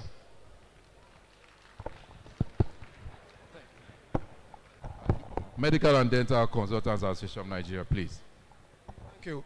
The chairman of the occasion, another distinguished guest, on behalf of the entire membership of Medical and Dental Consultant Association of Nigeria, USA chapter, the immediate constituency of Prof, we want to wish you a very successful retirement.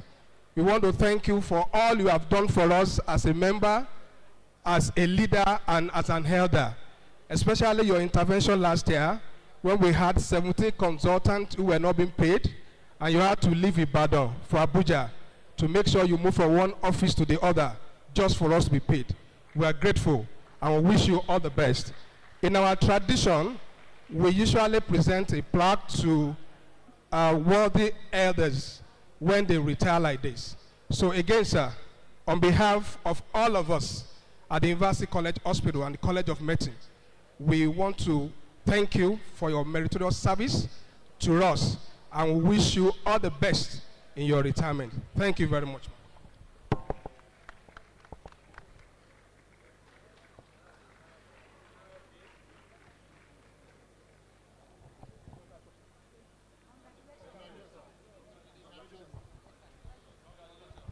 The librarian of the College of Medicine Library, she has a gift, please. That's the last one we're taking.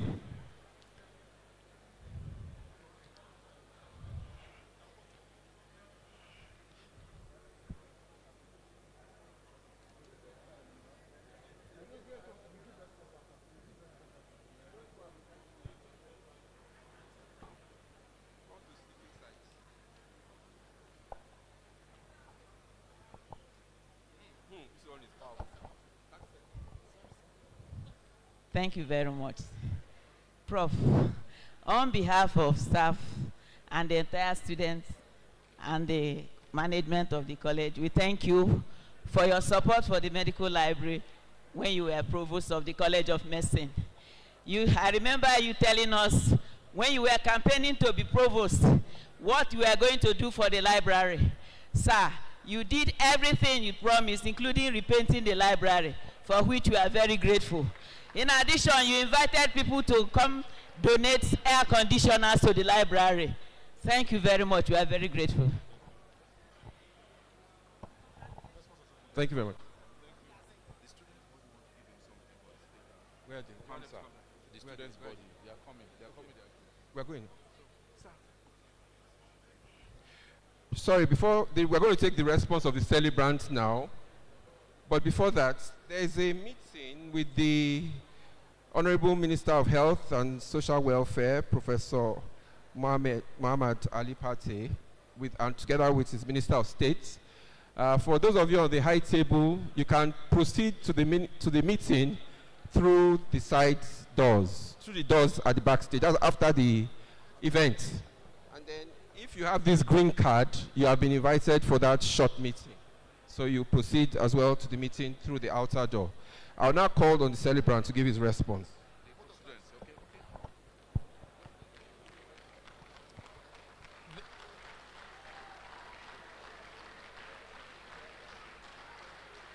The chairman for this occasion,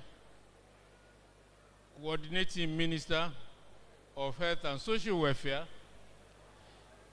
the Minister of State for Health and Social Welfare, my Vice Chancellor, ably represented, Deputy Governor of Osun, ably represented, the guest speaker, and the boss at home, I recognize you.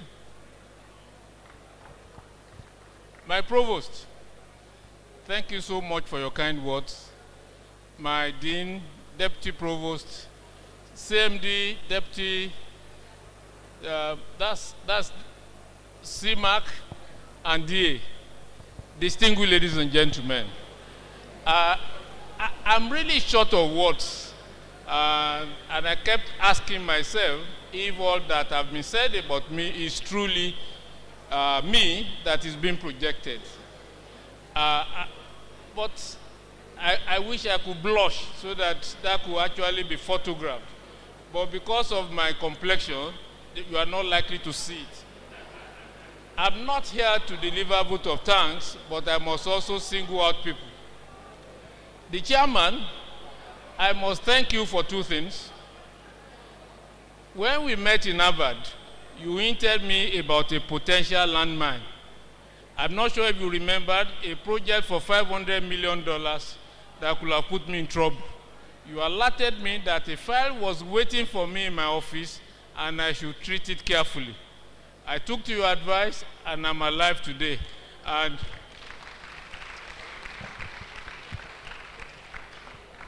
there was an offer of $10 million attached to that proposal. If I had taken it, I'm sure I will be behind bars today. So thank you for keeping me out.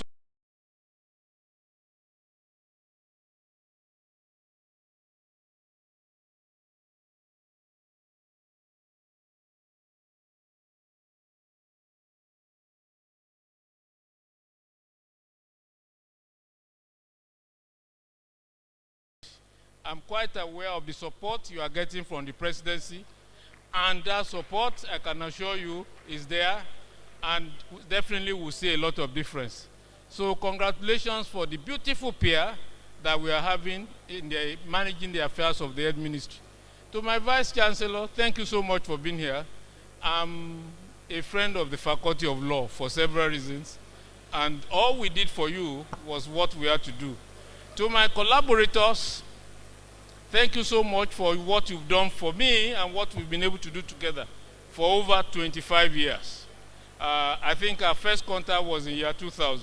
So that's almost 25 years. So thank you for acting true to faith. And to my teachers, they're all here. They made me. God started the work and you built on the foundation that God gave me. The foundation provost is here, gave me that grant that enabled us to bring the whole of the world to Ibadan. And Professor Ladipo gave me my first grant of 12,000 naira, I could remember. And Prof, you said, Isaac, go and work on this proposal. It's small, but it will open doors for you. And it has opened many doors. So thank you so much, Professor Ladipo. So there are so many people to thank here. And Professor Jengbede contributed to my coming back. And I could remember the story.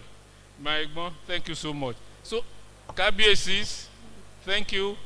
People from my community, they are here.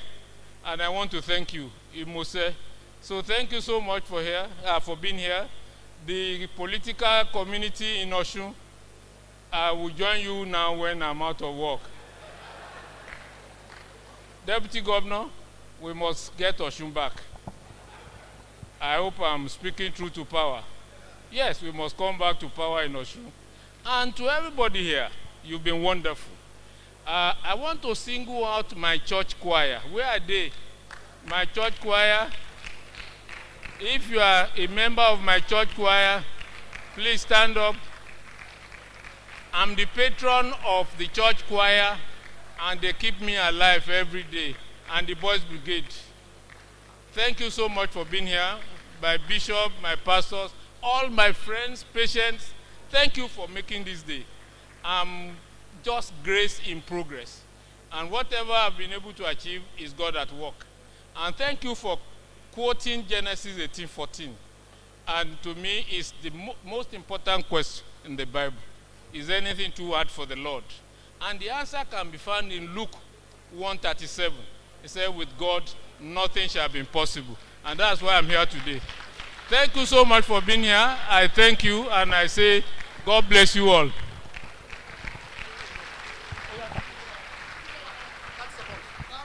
Good afternoon, sir. Good afternoon, everyone. Thank you very much, sir, for your support in being our patron over the past years. So on behalf of the Federation of African Medical Students Association, FAMSA, and especially the FAMSA Headquarters Board, so I would like to present this gift to you for your unwavering support over the years, and we wish you the best in the next chapter of your life. Thank you, sir. The young shall grow. Oh, yes, sir. Okay. The young shall grow. Thank you. All the best. Thank you, sir.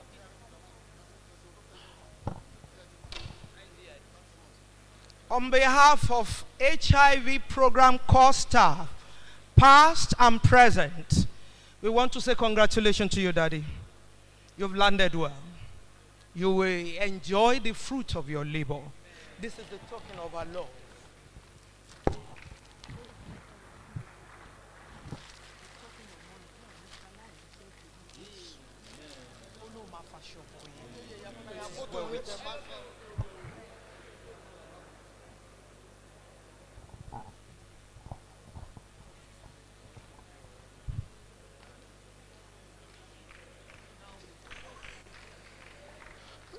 Good afternoon, everyone. We have tried to run this program to close on time as much as possible. My own duty is to give the vote of thanks, but because the celebrant has already thanked everybody, I should actually say thank you, thank you, thank you. I'm giving this vote of thanks on behalf of the ceremonial committee of the Department of O&G. We thank the mentors, the mentees. We thank our guests and visitors. We thank our friends and well-wishers.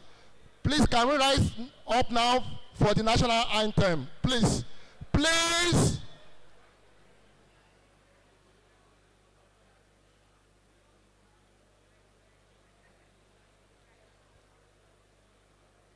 Shall we rise for the national anthem, please?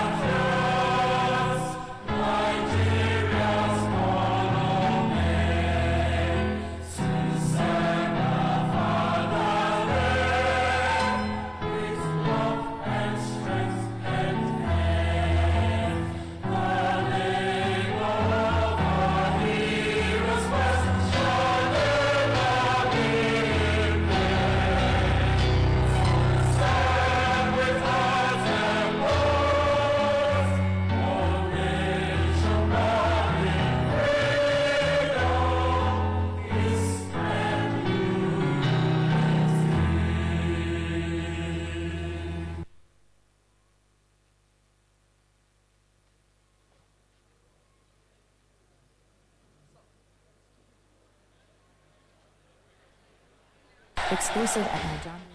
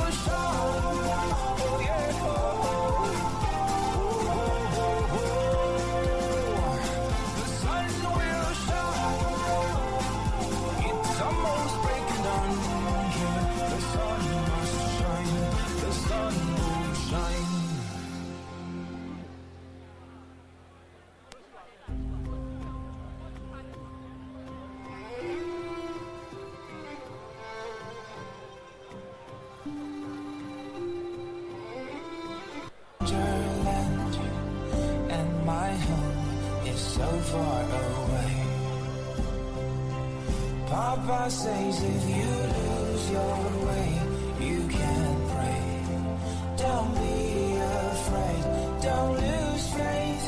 You will find your help, there'll be a way.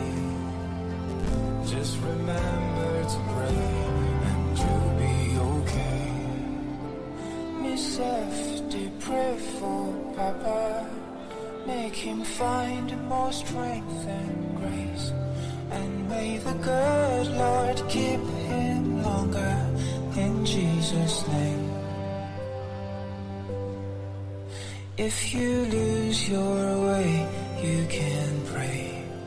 Don't be afraid, don't lose faith. You will find your help, there'll be a way. Just remember to pray. If you lose your way,